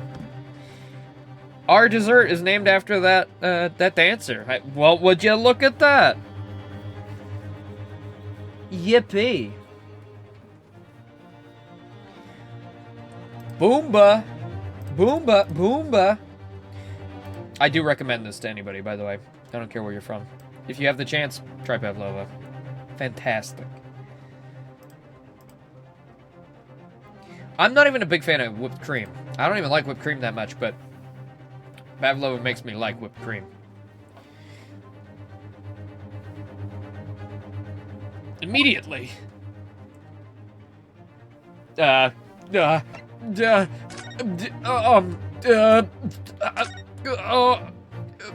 the fuck are you doing? That looks so stupid. What are you doing up there? Mr. Sholmes? Naturally, I was analyzing what a weight of 20,000 rubles feels like on one's head. Have I not told you that as a detective, it's my business to know what other people do, and what other people do not? This isn't mere tomfoolery, my boy! No. Well, why are you hanging from that hook before then? Isn't it obvious? To properly assess the weight of 20,000 rubles, naturally, I wish to determine if it would bend that conceited-looking hook on the wall, so full of brag and bounce. I never know whether to take this man seriously or not. You again, the great detective. Ah, Inspector! I confess I've been looking for you. I have something to report to you most urgently. Well, you might try looking for me somewhere other than a hook on the wall next time. What is to report? Speak. Ah! An urgent report from a great detective can mean but one thing. Pussies abound. Sorry. Yes. The case of the curious murder that took place last night here on this vessel, the steamship Iberia, has been solved by me, naturally.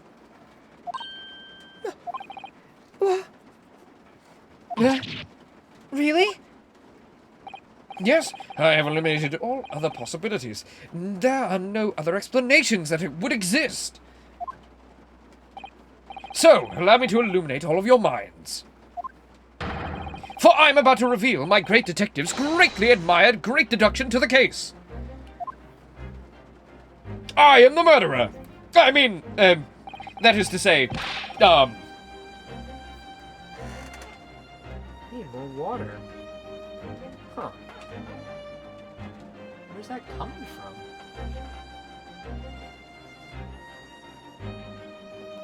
I guess it's leaking from somewhere.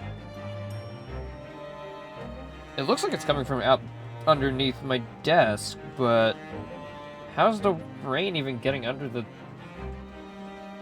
I don't know. Everything else is dry. It's that one spot, I guess. Doesn't usually leak, so I don't know. Tough. Even you have solved it. Even Hedgehog understands this case. We all knew who was responsible for killing Student Boy this morning when we found criminal in wardrobe. It is the stowaway, and there's handcuffs to prove it. I didn't do it! The trouble is, there doesn't appear to be anyone else who could have killed the victim. Because as everyone knows, the cabin door was bolted shut from the inside. Actually, it was bolted shut after the ship had come to a halt. Most likely we're leaning to, it was not shut beforehand. That means the culprit must be someone who was inside the cabin.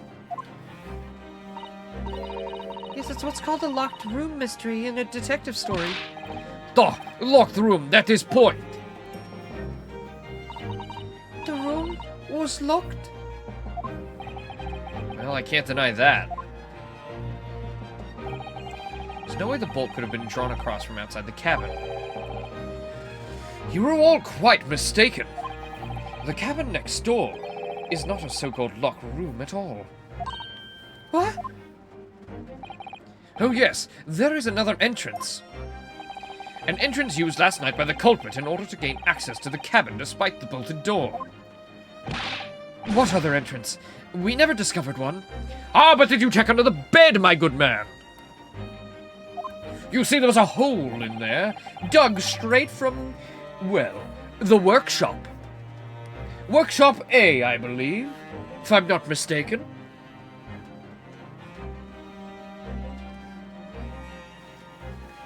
Why, it gapes open-mouthed at you as we speak.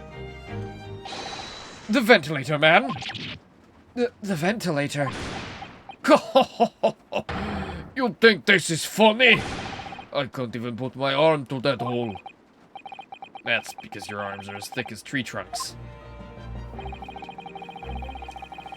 You're suggesting that the culprit entered and left the cabin through that tiny opening? It's not possible. Ha, but it is. And last night, the victim even witnessed the intruder in the act of passing through the ventilator.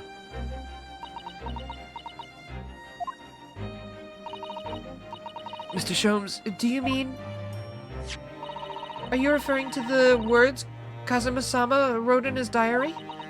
1:23 a.m., I can hear a faint whistling sound. 1:35, what looks like some sort of speckled band is dangling from the ventilator grill. Precisely, my dear madam. Oh, wait. That's why everybody's head's sore, because they all bonked it when we fucking stopped the ship. They all went, boom. That's why everybody's heads are throbbing.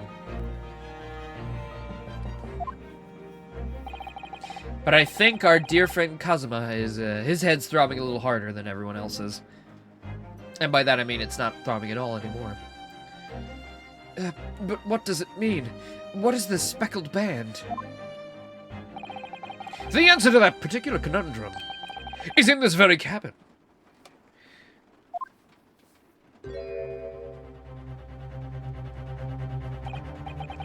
Mr. Sholmes, what are you doing?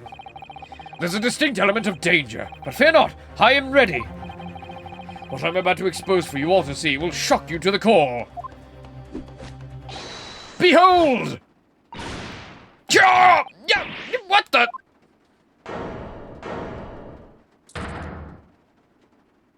Oh. It wasn't a kitten, it was a snake. It was a large worm. Allow me to introduce you all to the band, the speckled band. A snake? Indubitably. Wait, no way the snake's the culprit.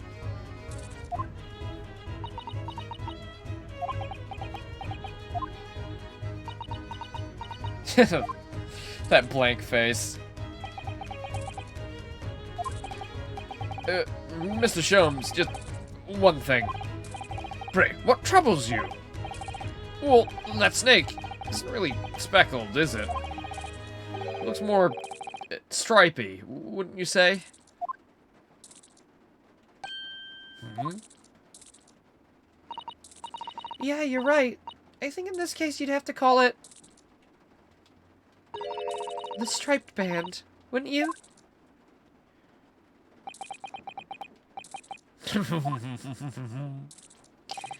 You both see and observe with distinction. However,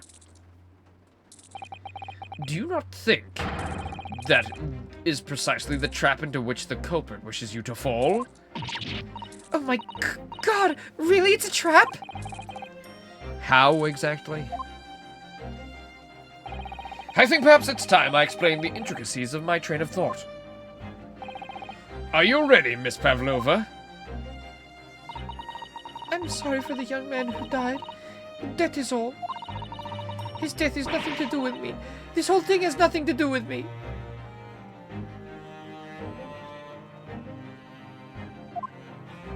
Well, we know there was no venom. We know there was no poison. The snake probably, you know, crushed his neck by, you know, squeezing. It would make sense. But it's a very interesting case if the snake did just kill the guy, and then, like, can we even prosecute this lady? Like, I mean, if the snake did it on its own volition, that's just, I mean, we kill the snake? I don't know.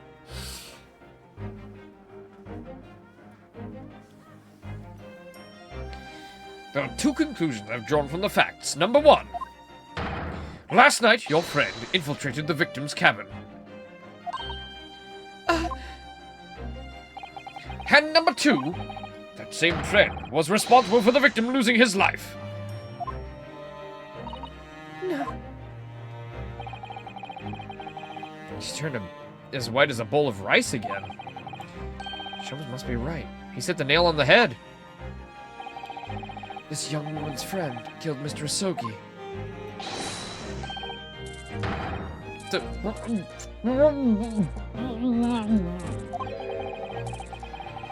Looks like he can't speak with that snake coil around his head. I would advise as little movement as possible, Seaman. You wouldn't want the fangs of that long friend in your neck. So everyone, let us begin. Sherlock Holmes is proud to present his logic and reasoning spectacular. Oh boy, oh boy, oh boy. Another great deduction. Is there gonna be a trial for this? Or no? Like...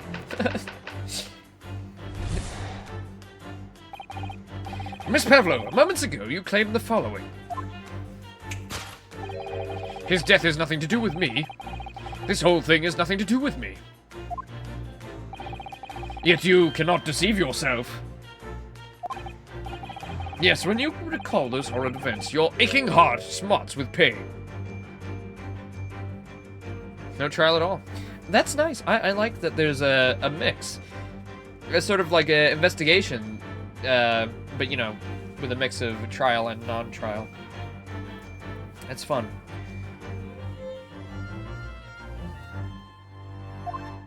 Because it's like, it's going way too deep in. Seeing a case like this? Yeah, I'm sure. But I would not mind seeing more cases that are, like, outside the courtroom.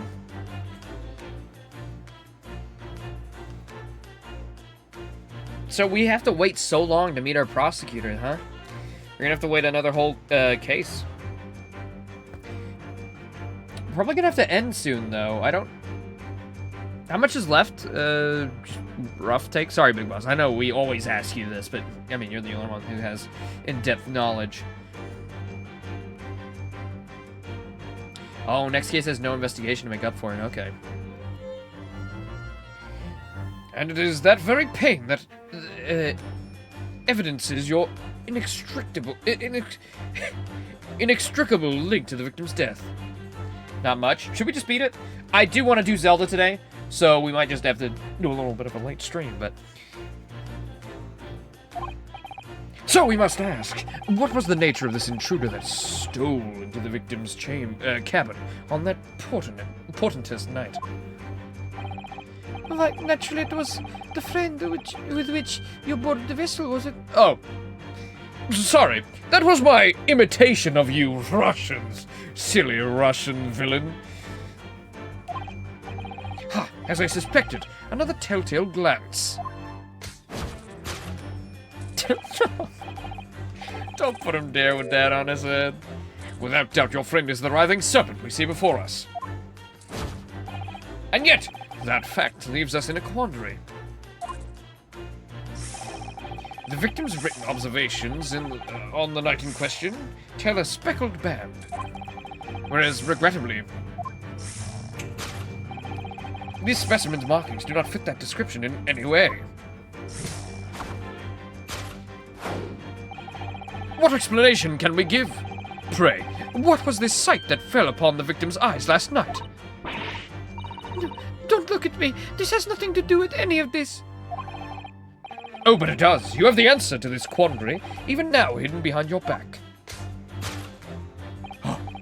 Yes, that which you are trying but failing to conceal can only be the snake's slowed skin. Evidently, after the subtle and horrible crime, this most deadly friend of yours shed its original skin. I don't know what you're talking about. Last night, through that ventilator's visible in this cabin, your then speckled friend slithered next door.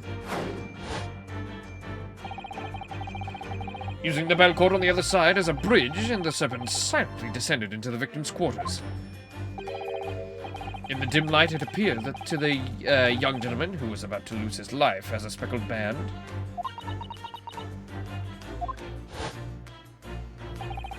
In summary, the nature of this friend of yours, which last night infiltrated the scene of the crime, is a rare breed of snake, whose markings change each time it slows its skin. I was actually gonna ask that.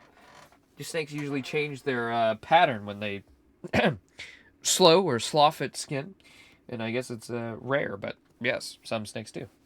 Thank you, Sholmes. A snake so dreadful, we can only imagine it would be found in the deepest depths of India.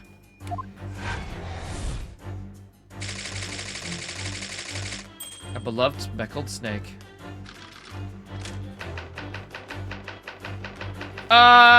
Trust him. Yeah, with my life, actually. Moving on, we come to the heart of this matter, the grim demise of the victim. How did this young man lose his life, and why?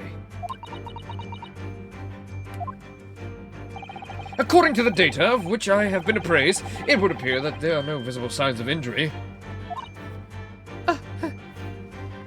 Oh wait, I almost forgot about who wrote the Russian. The snake did not write the Russian.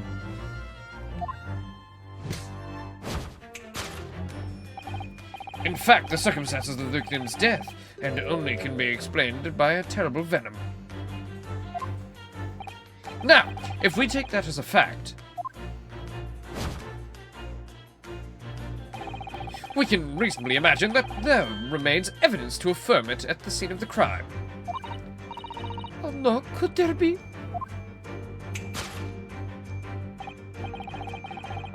Yes, an examination of the deceased's body will prove the cause of death conclusively. The almost but not quite imperceptible puncture wounds left by the venomous fangs will seal the truth. He did say it was a rare kind of snake that would do that. And she did have the dead snake skin. So that's definitely the case here, but in real life, I'm sure there's probably a breed of snake that does. How many breeds of snakes there are? Most likely there's a type of snake that probably does change its pattern.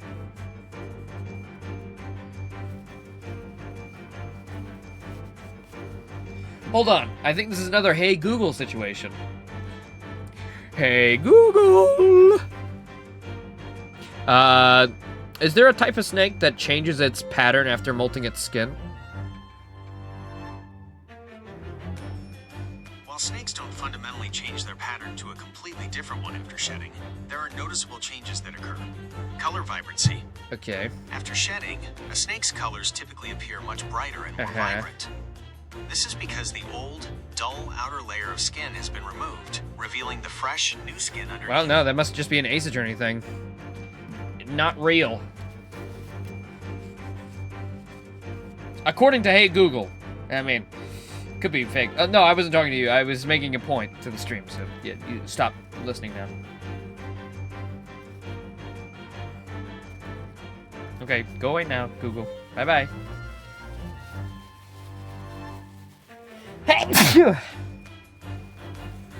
But I wouldn't be surprised if that was real.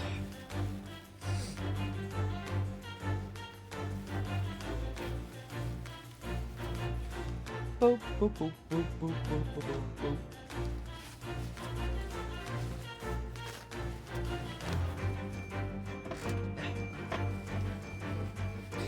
Yes, the vestiges of that snake bite delivered by your terrifying friend. This makes no sense.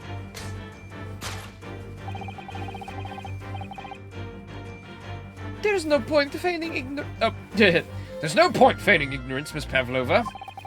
After the incident, you endeavored to hide everything, didn't you? But now your involuntary glance betrays the hiding place you chose. That's right, you hid the evidence that links you to the victim's death in that traveling case.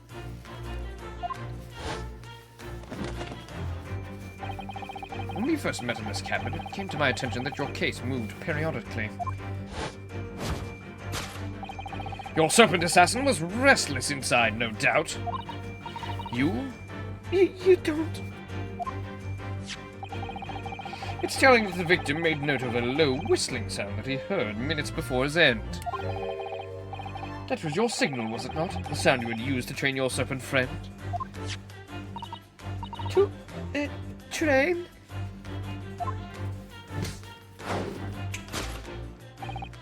Indeed, you put the serpent through the ventilator and wait. After a period, you'd summon it back with a whistle.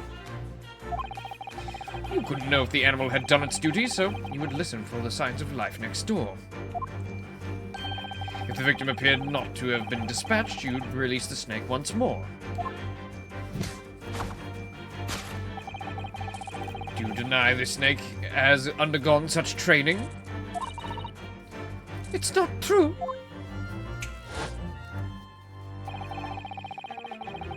Having slithered through the ventilator and down the bell cord, the creature needed only to sink its fangs in once. And its venom would course through the victim's veins, ending his existence forever. You know, if he did die to the snake, that is the most, like, pussy way to go out. Especially when he has a sword. Bro has a fucking katana on him, dog. There ain't no way. That is the truth of the true nature of the speckled band that took the poor young man's life. There can be no doubt. My logic is infallible.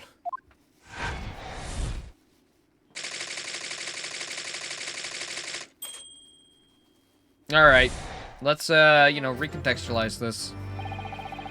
Thus concludes Herlock Sholmes' great deduction of the speckled band.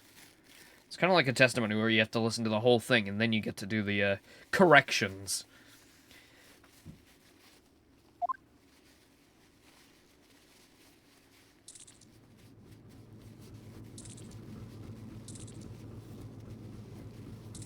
I do love them as well.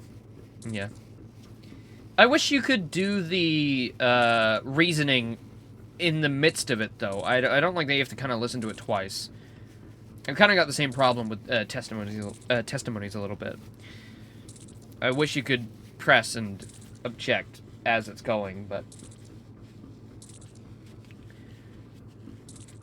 Put me in a room with a snake? Well, there's a difference between me with a sword. I've never had sword experience. Bro trained with a sword every morning. He could cut a snake down simple as fuck. A katana, a long sword, he could slice that snake up for breakfast, man. Like, snake versus sword is, like, not easy. You know, it's not easy for the snake to win.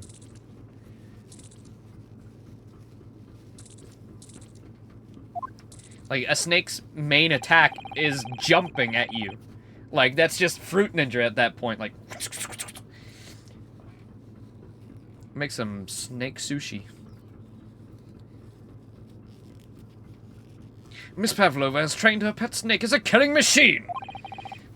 There on the floor, you will observe the saucer of milk. The promise of food is the key to training any creature.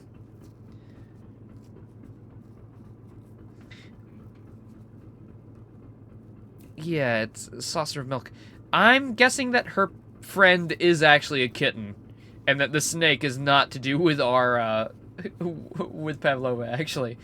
I'm gonna take a wild guess that her friend is a kitty and not a snake.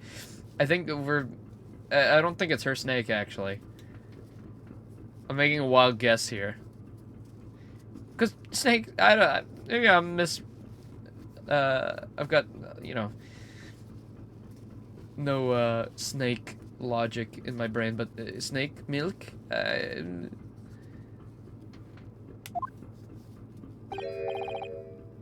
Incredible! You've solved the mystery! Amazing! Your great deduction really lives up to its name. I see now why Herlock Sholmes has become such a household name.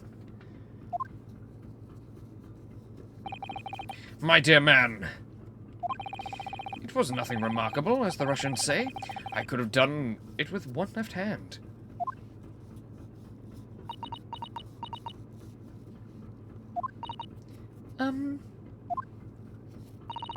Could I venture an opinion, Mr. Sholmes? I don't think snakes drink milk. I don't think that's a thing. But of course, what's on your mind? It's just, about your deductions before, some things don't quite make sense to me. I welcome questions as to my method. I will answer both loudly and proudly. Oh, well, good.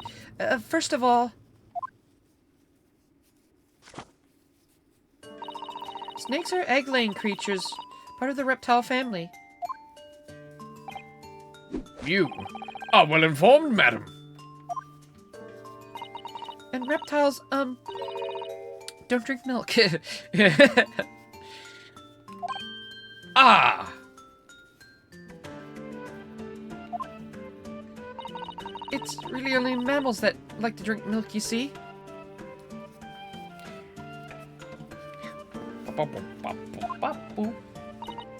So, I'm not sure it would be possible to train a snake using milk as a reward. No matter. No doubt Miss Pavlova used some other treat to encourage her pet to do her bidding. Like mice. Milk was merely an example. The logic holds. Well, there's something else. Snakes have no ears. That's true. Don't they, like, hear with their tongues or some shit?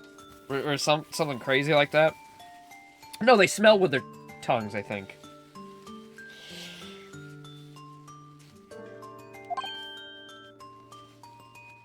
Which, it's not too far off us. We use our sense of smell and our taste pretty, like, in tune with each other.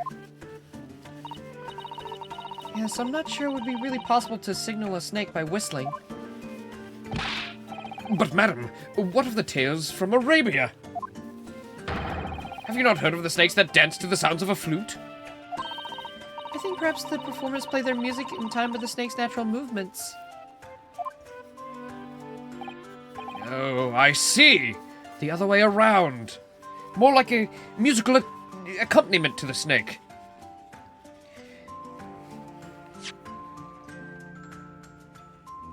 Low frequency sounds. Yeah, probably because of vibrations.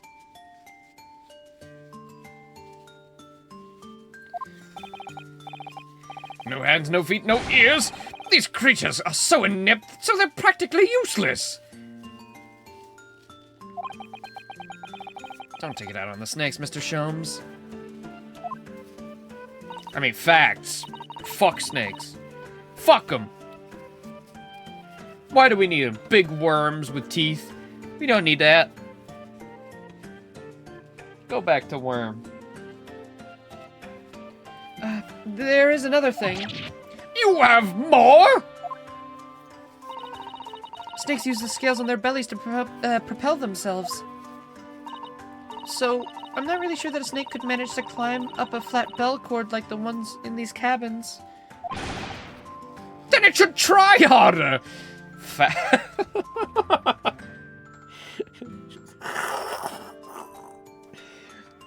I mean, facts. Bro, I'm with Sholmes here. Try harder, snakes. Do better.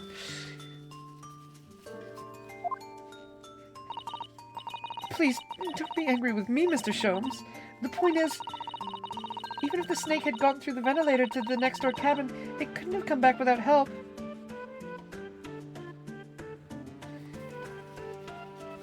Lazy, you didn't have to add that last part. That's very mean. I'd be a frog.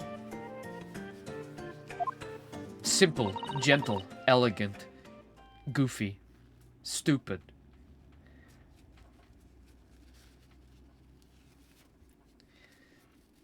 I love frogs, though. That is my... I have deliberated on, like, you know, it's like, what's your spirit animal? What animal do you resonate? I'm a frog. Brain empty. Eyes wide. Hungry. Have you ever heard of, like, the frog scream? They're so, like, chill that, you know, you'd expect them to rip it, but there's so many frogs that just fucking scream their heads off. It's so funny. I love frogs so much. We need more frog-type games. Hold on. I know most people probably do know that already, but if you don't... Frog Scream. Frog Scream.3GP. Alright, by Owen Thompson. He's so cute. Oh, look at him. Hold on. I'll get this on the screen. There you go, perfect. He's so cute.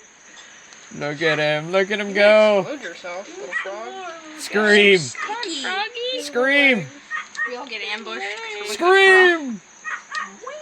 What Go. are we getting ambushed Be from? free.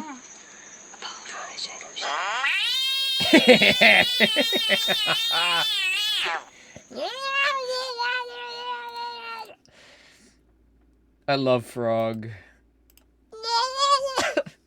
That is me. That's me. That's me in a nutshell right there.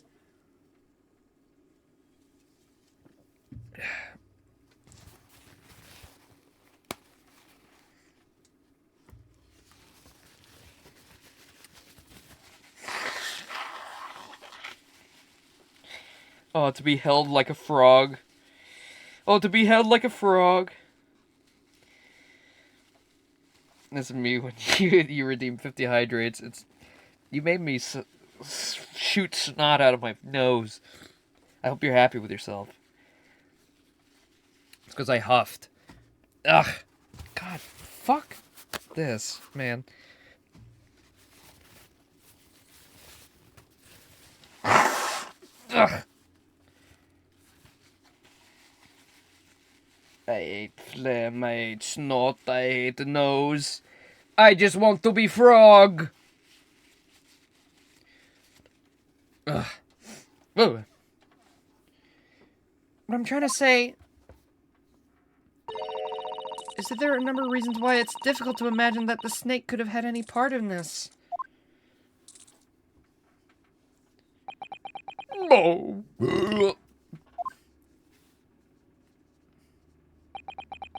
But a cat could climb the funny rope.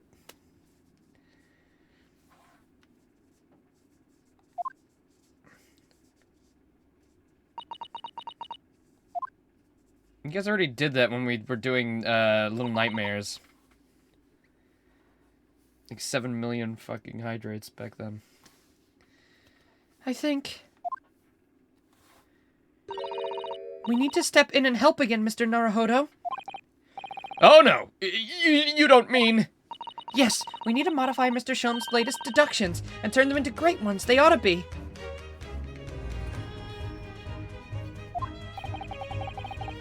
I had a feeling that was coming. Alright, let's give it a try. I'm guessing for subsequent cases with Shomes, he'll probably do this deduction thing in court.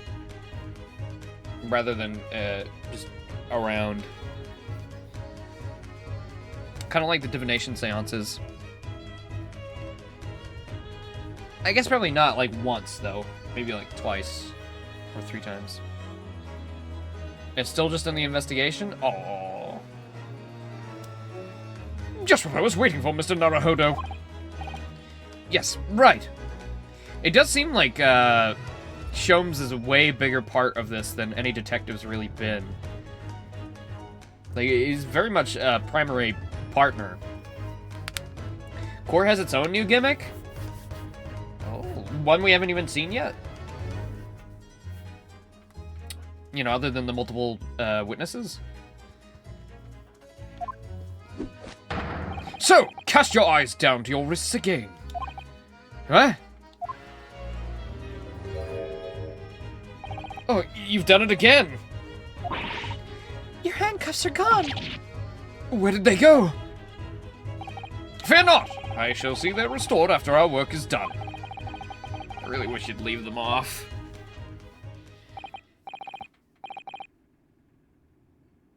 He's not our detective that comes to testify for each case, because he's our friend. He is a little biased. Okay, so there is another detective then. Okay. He's just silly. He's just our silly friend.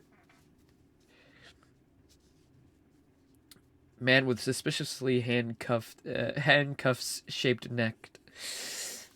By the way, I'm gonna take a wild guess and say that's his daughter under his arm right there. I keep seeing her, and she's got the same goggles.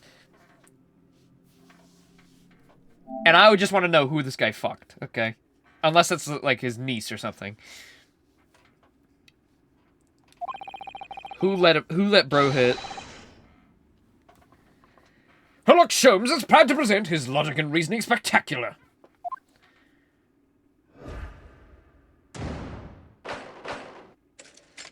Hold it, Mr. Sholmes! Such a stupid name. I wish he was named something else. I wish he had an actual proper name. Like, he's just a big Sherlock Holmes. It's not even creatively done. They just reversed it. I'm not saying they should be, like, named Gerald Robotnik or some dog shit, but, like, I don't know.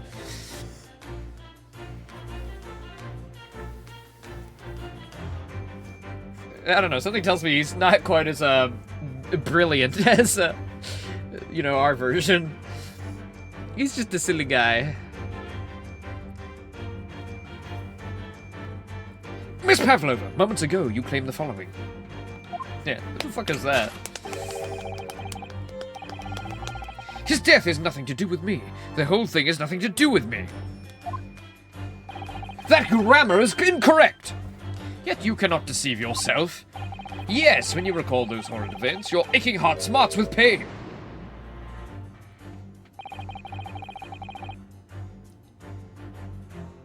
I don't think aching heart. It looks like her wrist is aching.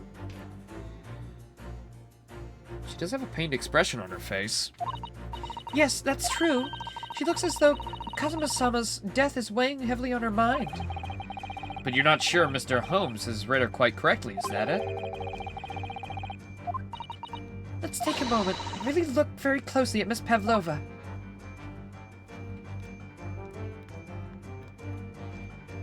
Aching heart.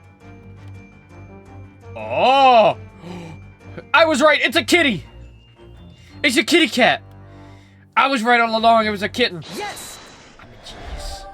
I knew it was a kitten from the start. Yes, when you recall those horrid events, that claw scratch smarts with pain. Kibdi. Oh, I love Kibdi.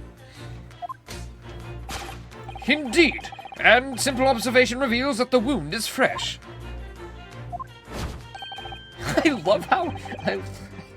I love how he just takes everything we say and just be like, yes, that's exactly what I meant. I don't know if he's taking credit or if he's genuinely working together as like a partnership. I'm not sure. I'm not sure if he's doing it like consciously. He's like, yes, of course, that's exactly what I meant. Maybe both. Two things can be true. Yeah, I don't know. Is he dumb or is he fucking with us? I'm not sure. Both? Two things can be true. Miss Pavlova, did you in fact receive that scratch sometime last night?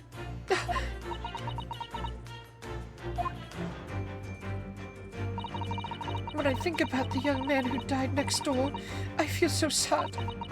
When I am sad, the pain from this wound is worse. And it is that very pain that evidences your inextricable link to the victim's death. So, we ask, What was the nature of this intruder that stole into the victim's cabin on that portentous night? Why, naturally, it was the friend with which you boarded this vessel with, was it not? Ah, as I suspected, another telltale glance. Without doubt, your friend is the writhing serpent we see before us. Seems likely that that scratch mark on the back of Miss Pavlova's hand was made by this friend of hers, doesn't it? Except, snakes don't have claws, do they? No, they don't. They don't even have hands or feet to which claws could grow. Well then, if that snake isn't her pet, what's the true identity of this friend of hers?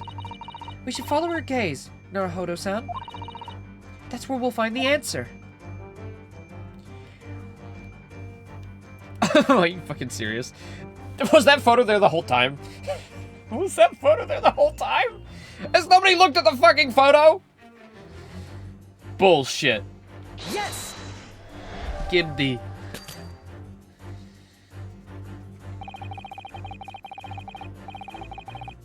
You were looking over this famed photographic print, weren't you, Miss Pavlova? But let's not be distracted by the print itself. Oh no. It's the frame that is your friend, isn't it? Ryu, I'm gonna fucking clock you in the skull.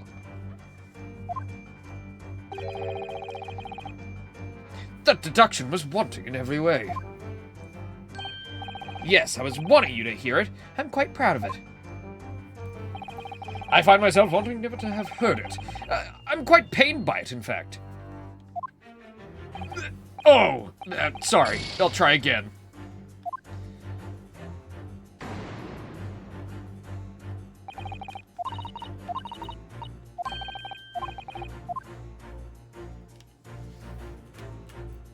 What?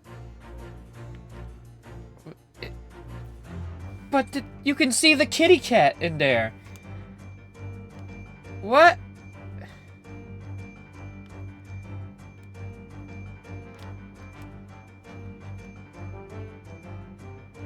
Seaman Stroganoff. He's your pet.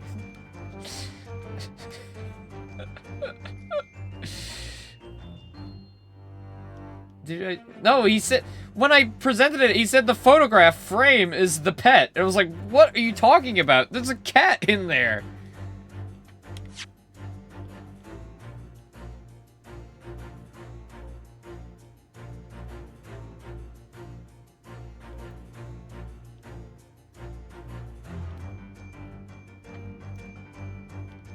Wait. The photograph frame. You were looking over this frame, let's not get distracted by the print itself. It's the frame that's your friend, isn't it? Excuse me? Let's not get distracted by what's inside the photo frame, which is obviously the most important part. Oh, I can examine it.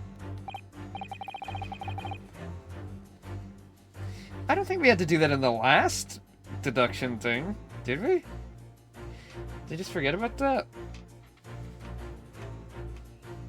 Let's forget about what's inside. Oh, look at the Kibdi. Look at how cute it is. Is it just me or is that tail way too long for that tiny little baby? Yep, that's where the bell came from. Ah, look at the photograph in this frame. It's supposed to be something Miss Pavlova brought with her when she ran away. She's exceptionally beautiful, isn't she? Yeah, that's true. Personally, it's the little black creature she's holding that caught my eye. Maybe we'd better take a closer look at this. Yes! Little kitten. Little kitten. Without doubt, your friend is the little kitten we see before us. Yes, the scratch on the back of your hand makes that abundantly clear. Oh no. No, no. The whereabouts of this black kitten isn't clear, but what is clear is that you brought the animal with you when you ran away, didn't you?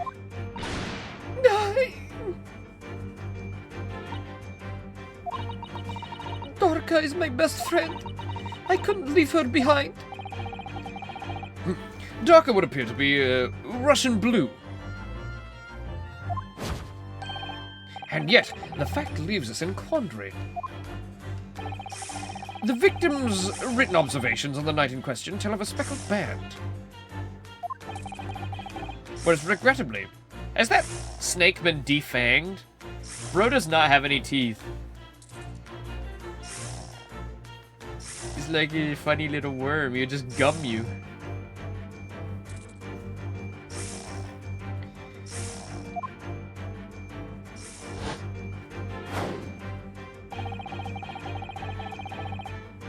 This specimen's markings do not fit that description in any way. What explanation can we give, pray? What was this sight that befell the victim's eyes last night? No, don't look at me. This has nothing to do with any of this. Alright, you're a weird snake skin. Or whatever it was. Probably like a handkerchief or something?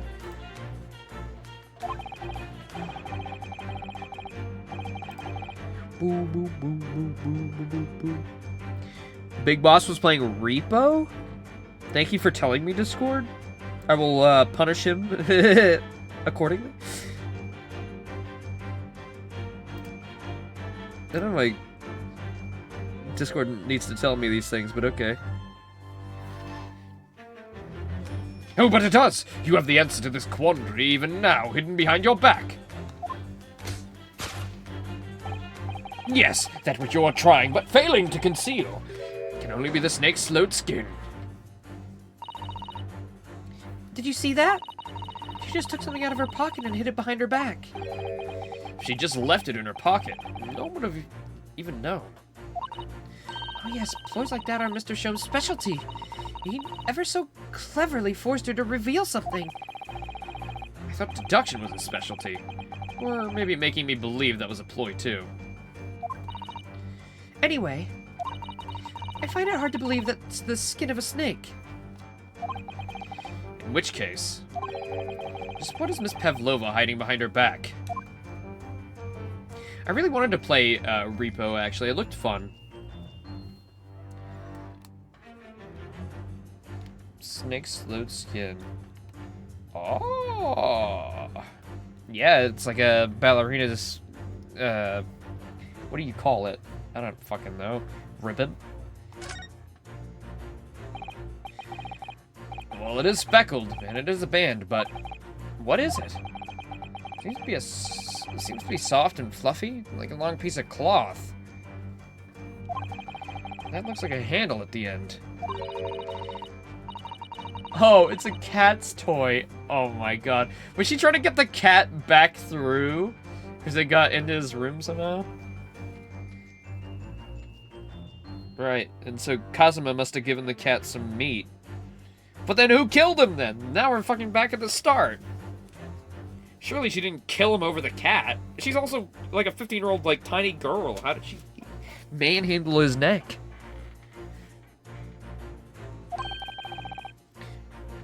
Is that a toy for cats?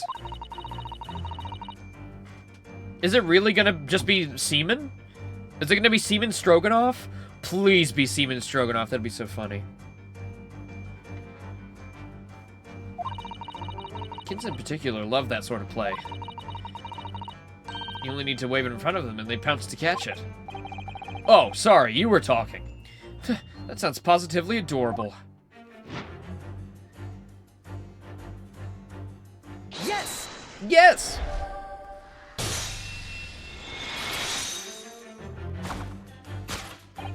Yes! The thing you're trying but failing to conceal is, a cat's toy. Okay, yes makes a lot more sense here. Because, like, yes, I figured it out. It makes a lot more sense in the correction phase. Yes in court does not make any sense. I get it for here, but they should have recorded another voice line and made another graphic, because... I know you're the one who did it, you stupid Ryunosuke. I know you're the one who killed him. Yes! Precisely, and the true nature of how the infamous speckled band. was this toy that you dangled through the ventilator. You waved it around, I presume? Naturally, the victim could not fail to notice it. But why? For what reason? My dear boy, there can only be one answer to that.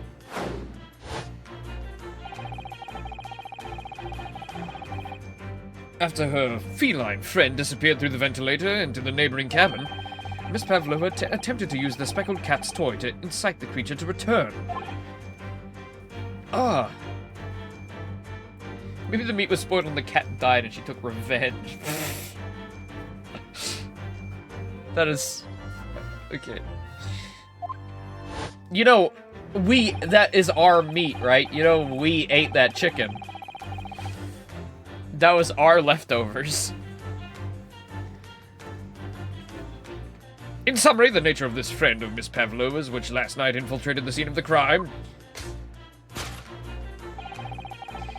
is a blithesome Russian blue breed of cat by the name of Darka.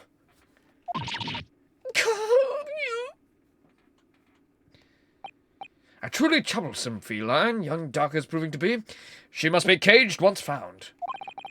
You will forgive us for borrowing the photograph of your pet, Miss Pavlova.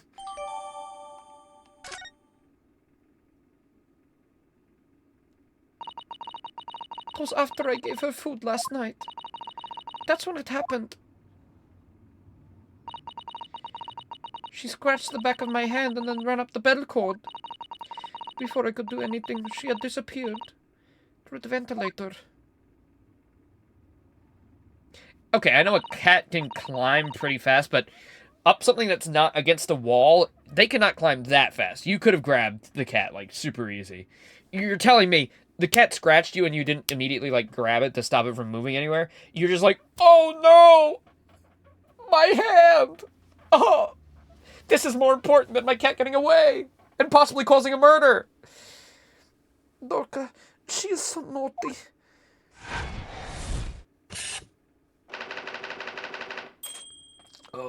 I've been holding on to it. I need to go to the bathroom. Obviously never had a cat before. Laser, I have like 4 cats. I have 4 fucking cats. I know what scratches feel like. That shit is not that bad. It's bad, but not bad enough that you're incapacitated and can't grab your cat as it's attempting to escape. Bro, just like push through the pain. You know how bad it is when you're playing, you let a kitten grow up attacking your hand for fun. It's like, oh, it doesn't hurt. And then their claws fully come in and then they start doing that shit. I know the pains, okay? I've had cats all my life. How many cats do we actually have right now? 1. I always end up counting because I always forget the exact number. 2, 3. No, I've had deep cuts, Laser. I have deep cuts. I've had deep cuts. Don't underestimate my cats, okay? I've had deep cuts. They're not... You can grab a cat after they scratch you. They're not poisonous. I'm saying if her reaction time was not that of a baby, she could have, you know, stopped the cat from getting away.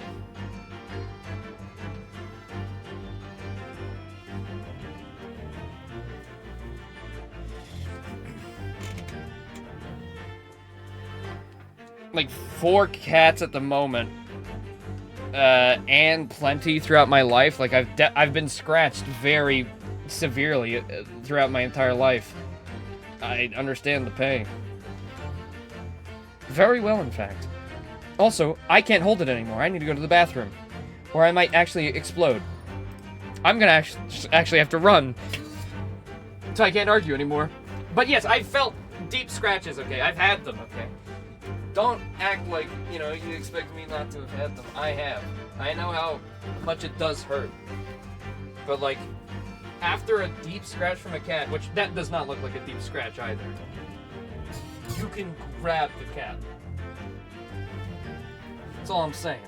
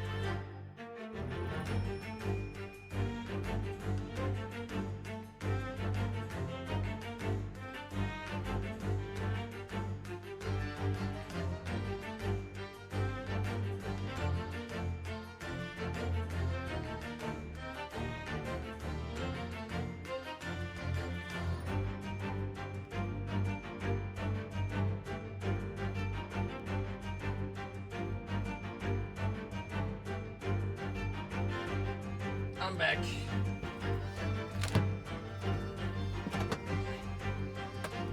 Sorry, that was very long.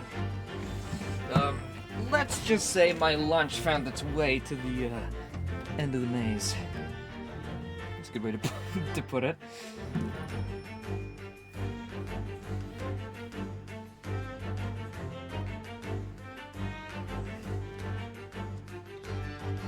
Okay.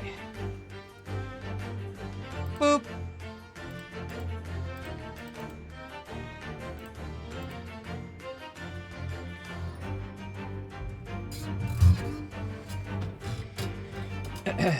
All right, let's keep going. I did want to switch right over to Zelda right now, but that's kind of bad etiquette for stream to go from a BRB to swapping. So we'll play a little more, and then we'll hop over. Just because I don't want to go from a long BRB into an end. So we'll play a little more. Moving on, we can come to the heart of the matter. The grim demise of the victim. How did this young man lose his life, and why? According to the data, from which I have been apprised, it would appear there were no visible signs of injury.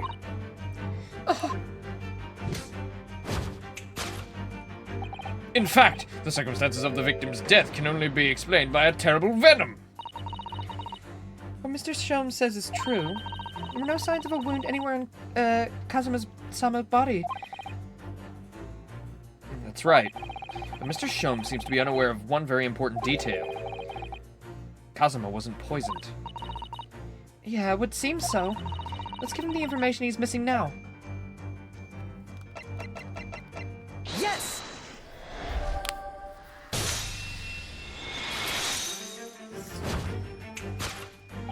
In fact, the circumstances of the victim's death can only be explained by the post-mortem report. Ah, yes, I knew it was one or the other. Venom or post-mortem report, yes, one or the other. You know. I was teetering between. His neck was... Indeed. The breaking of a cervical vertebrae is fatal. Only that Goliath would be strong enough to survive that. Seaman Stroganoff isn't some immortal freak, you know. The jury's out! Anyway, we have a good authority that the victim's neck was broken. Now, if we take that as a fact, we can reasonably imagine that there remains evidence to affirm it at the scene of the crime. Oh, no. Could there be... Yes, an examination of the deceased's body will prove the cause of death conclusively. Kazuma died because his neck was broken. In other words, he was probably struck by something, or someone. Yes, that's a distinct possibility. As of yet, no weapon's been found, though. Presumably, Darka didn't silently creep up behind Kazuma and deal him a fatal blow. I suppose. It's possible that he had a fall and hit the ground awkwardly? Bro tripped over the cat. Would have been a terrible act of misfortune that he broke his neck completely by accident. Oh, yeah. Bad fall could explain it. It's rather hard to believe Kazuma-sama, though. He wasn't a clumsy man. Well, we need to fix this deduction somehow. Is there anything from the scene that could explain what happened? The mark on the floor.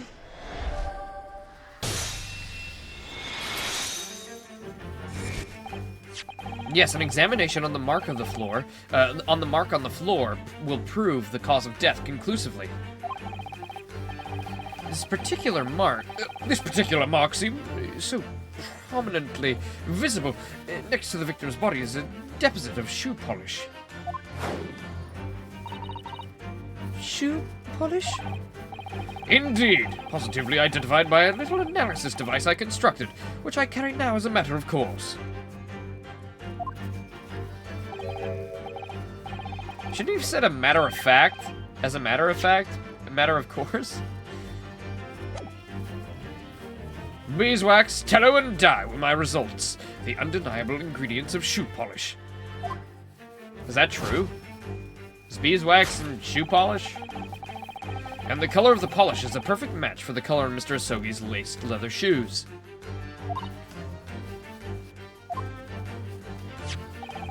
Looking at this mark, it's not hard to imagine what happened.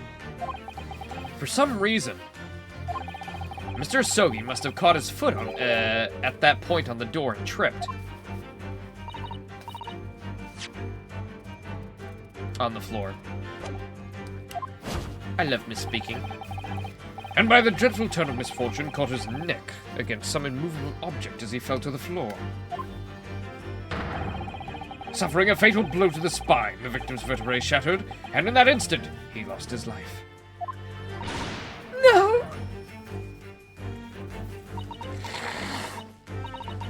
I don't know. I don't know anything about this. I don't know anything about this. Is that really true, Miss Pavlova?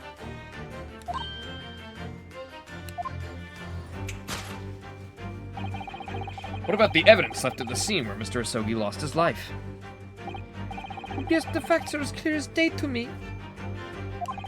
You did all you could to conceal the incriminating evidence. You did all you could to conceal the incriminating evidence. But now your involuntary glance betrays your hiding place you chose. That's right, you hid the evidence that links you to the victim's death in the traveling case. I don't believe it. Kazuma-sama merely tripped over and now he's no more?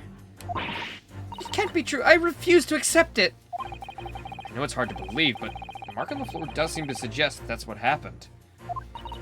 But And if this part of Mr. Shom's deduction is right, Miss Pavlova was trying to hide some evidence that would prove it. Here in this cabin, somewhere is the direction that she just cast her eyes. where, I wonder? Let's have a good look around. The answer must be here somewhere. Crown.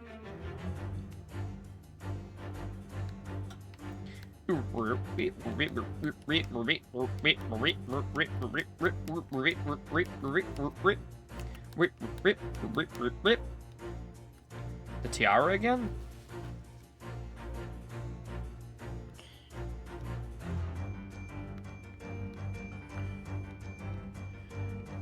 The waste paper basket? Perhaps? Yes! Oh, I didn't even... No. Perhaps I've got to examine it.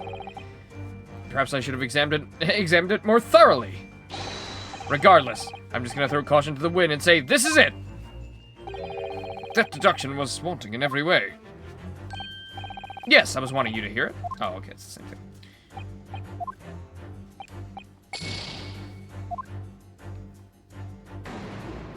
Alright, I gotta actually examine shit. You don't have to do this again.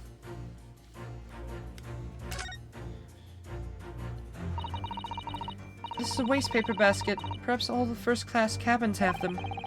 But Miss Pavlova only started occupying this cabin late last night. Presumably, there's not much rubbish in there yet. Okay, it was in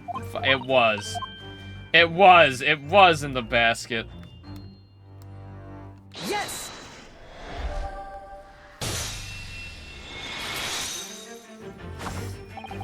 That's right. You hid the evidence that links you to the victim's death in that waste paper basket. Here we have a fragment of some intricate glass object, it would seem. One that has a familiar air, in fact. Precisely. We found another piece of broken glass on the floor in Mr. Asogi's cabin. And as you can see, the two pieces fit together perfectly.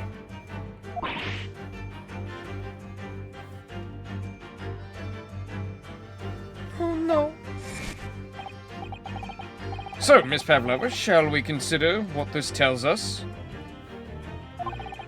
Why would it be that part of this glass object, which was evidently broken at the scene of the victim's death, should be found in the waste paper basket in your cabin.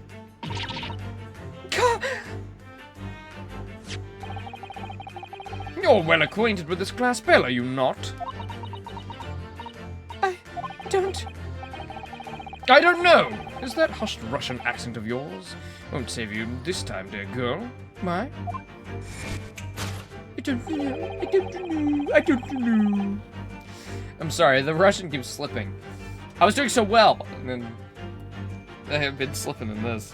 The short ones are hard to do. I don't know. Something like that, I guess.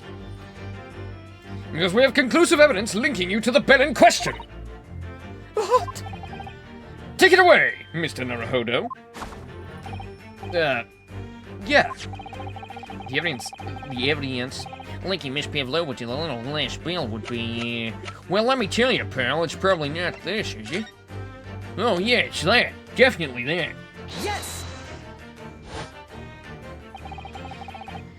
If you look at this photograph, you can clearly see, hanging from Darka's collar, the very glass bell in question.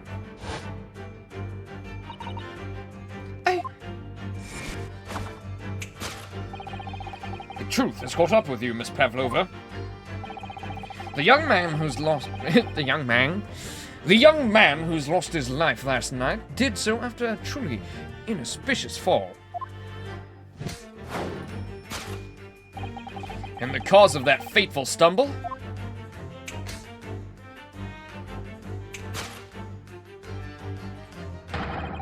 Your absent feline friend, Darka! So he tripped over the cat. That is maybe the saddest way to die. Especially in an Ace Attorney game. You weren't like, you didn't get killed by some, like, I don't know, some evil mastermind. You didn't get poisoned and couldn't do anything about it. You just tripped over a cat. Rip. I couldn't tell anyone. I'm sorry. Bro, it's no one's fault except for him. Bro tripped over the cat. That's like, we can't incarcerate anybody for that. Bro's just a clumsy fella. Is that really the truth? No, no, no. Who wrote the... Did she really write the Russian? What are they gonna fucking do? He tripped over the cat. It's not even the cat's fault. What's gonna happen? I don't even know. Why don't you tell us now, Miss Pavlova? Tell us exactly what happened last night. It was a little after 1 in the morning. It was so late, but I hadn't time to feed Darka, so I gave her some food. And then all of a sudden, she scratched me and jumped out of my hands. Mayhaps there's more to this case. Okay, good. But that must mean there's quite a bit left in the case, huh? Probably at least 30 minutes, I would say. I mean, I'm pretty sure it wasn't her, especially after that. It's 100% Seaman. It's gotta be John Big Seaman. John Seaman's big arms and a snake. Hey, I don't know who else it could be other than him. We've learnt of the assassin who will probably come into play later. He's not here, I don't think. Unless, you know, this case is way longer than I thought. People do say that cats become very anxious and nervous in new environments. She was so fast, she disappeared through the ventilator before I could stop her. Okay.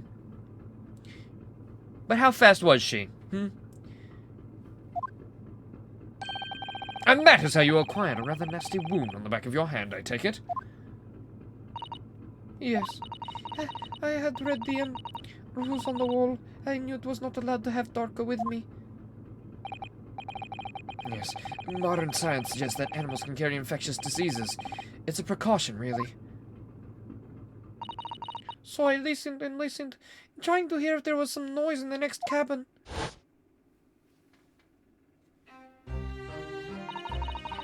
Well, we know she did get the cat, and then the cat was let out. It got out, because it was open when we came back in here. So someone found the cat. It was very quiet. I was sure if someone was there, he must be sleeping. So, at that point, you thought it safe to try and lure the cat back again? By dangling the end of the toy through the ventilator into the adjoining cabin? Dorka always loves his toy, but it didn't work. Nothing worked. I tried using her favorite toy. I tried whistling to her softly, but she didn't return. Didn't the whistling come first? Interesting. So the faint whistling sound Kazuma wrote about in his diary was Miss Pavlova trying to retrieve her pet. Cats have a propensity to remain hidden in the shadows when frightened. Oops.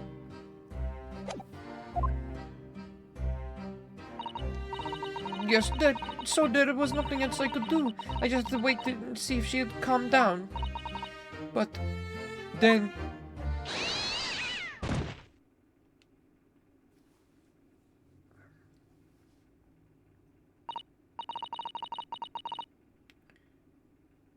Someone probably heard him fall over, and then someone came in and was like, let me get a little piece of that. While his boyfriend was asleep in the closet! I nearly passed out with shock. I heard her cry out, then... Oh, it was a dreadful bang. Then afterwards, nothing. It was totally silent. Kazuma was...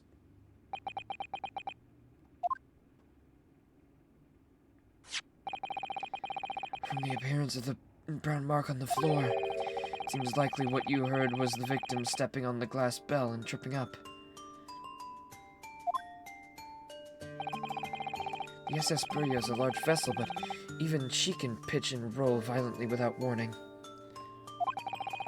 Mr. Asogi was really off balance as a result of the ship lurching when the kitten got under his feet. And the combination of unfortunate factors could have easily caused him to fall over. But what became of the kitten afterwards? In the end, I managed to get her back through the ventilator. Yet Doc is nowhere to be seen. I must have forgotten to lock my case. And now she's disappeared again. Gracious! That cat is insufferably restless as I am. At least he knows something about himself. At least.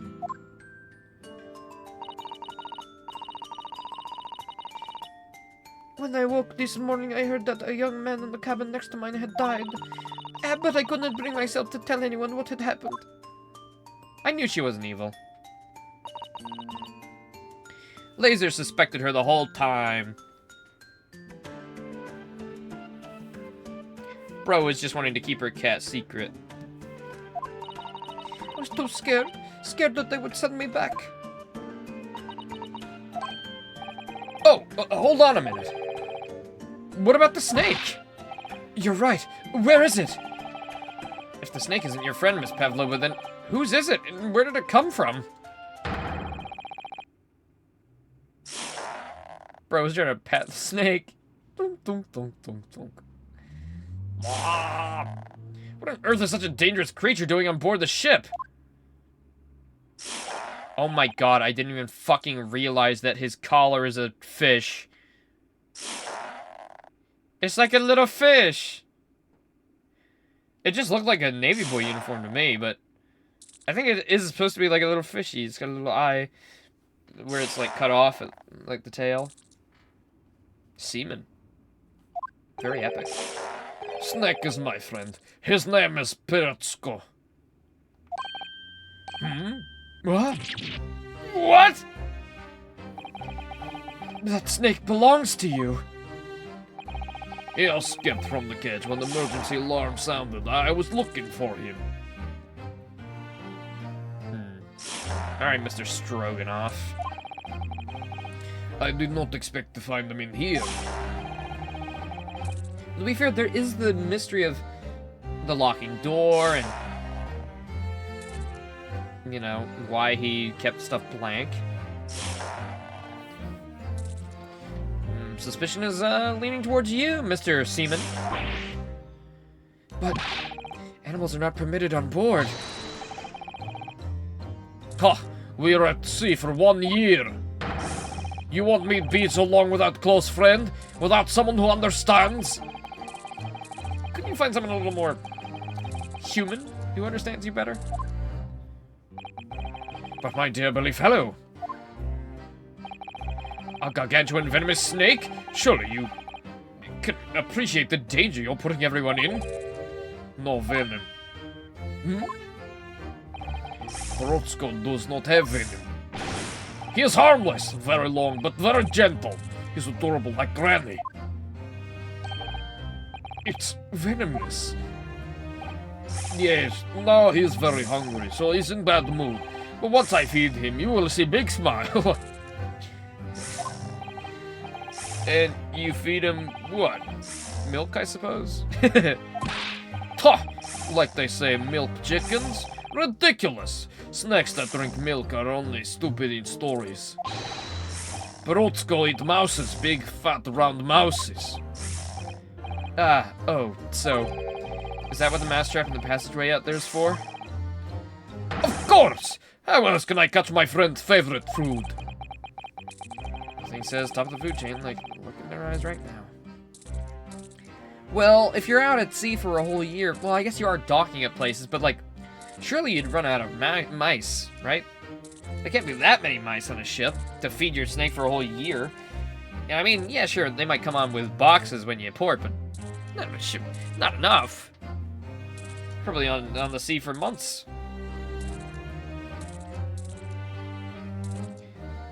Well, nothing says top of the food chain like the look in their eyes right now.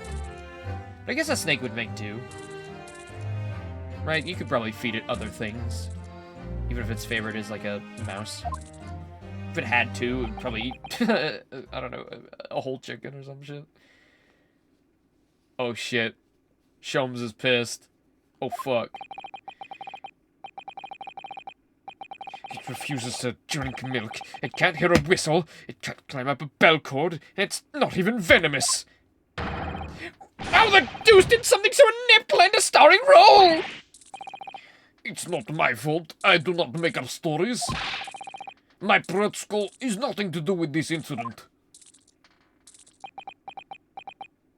I love how invested Sholmes is in like something being cool and dangerous. She's like, yeah, it doesn't do any of the things he stated. Like, what the fuck? It should do that. It would be better if it did that. I love him so much. So that's what happened. That's the truth behind my best friend's tragic death.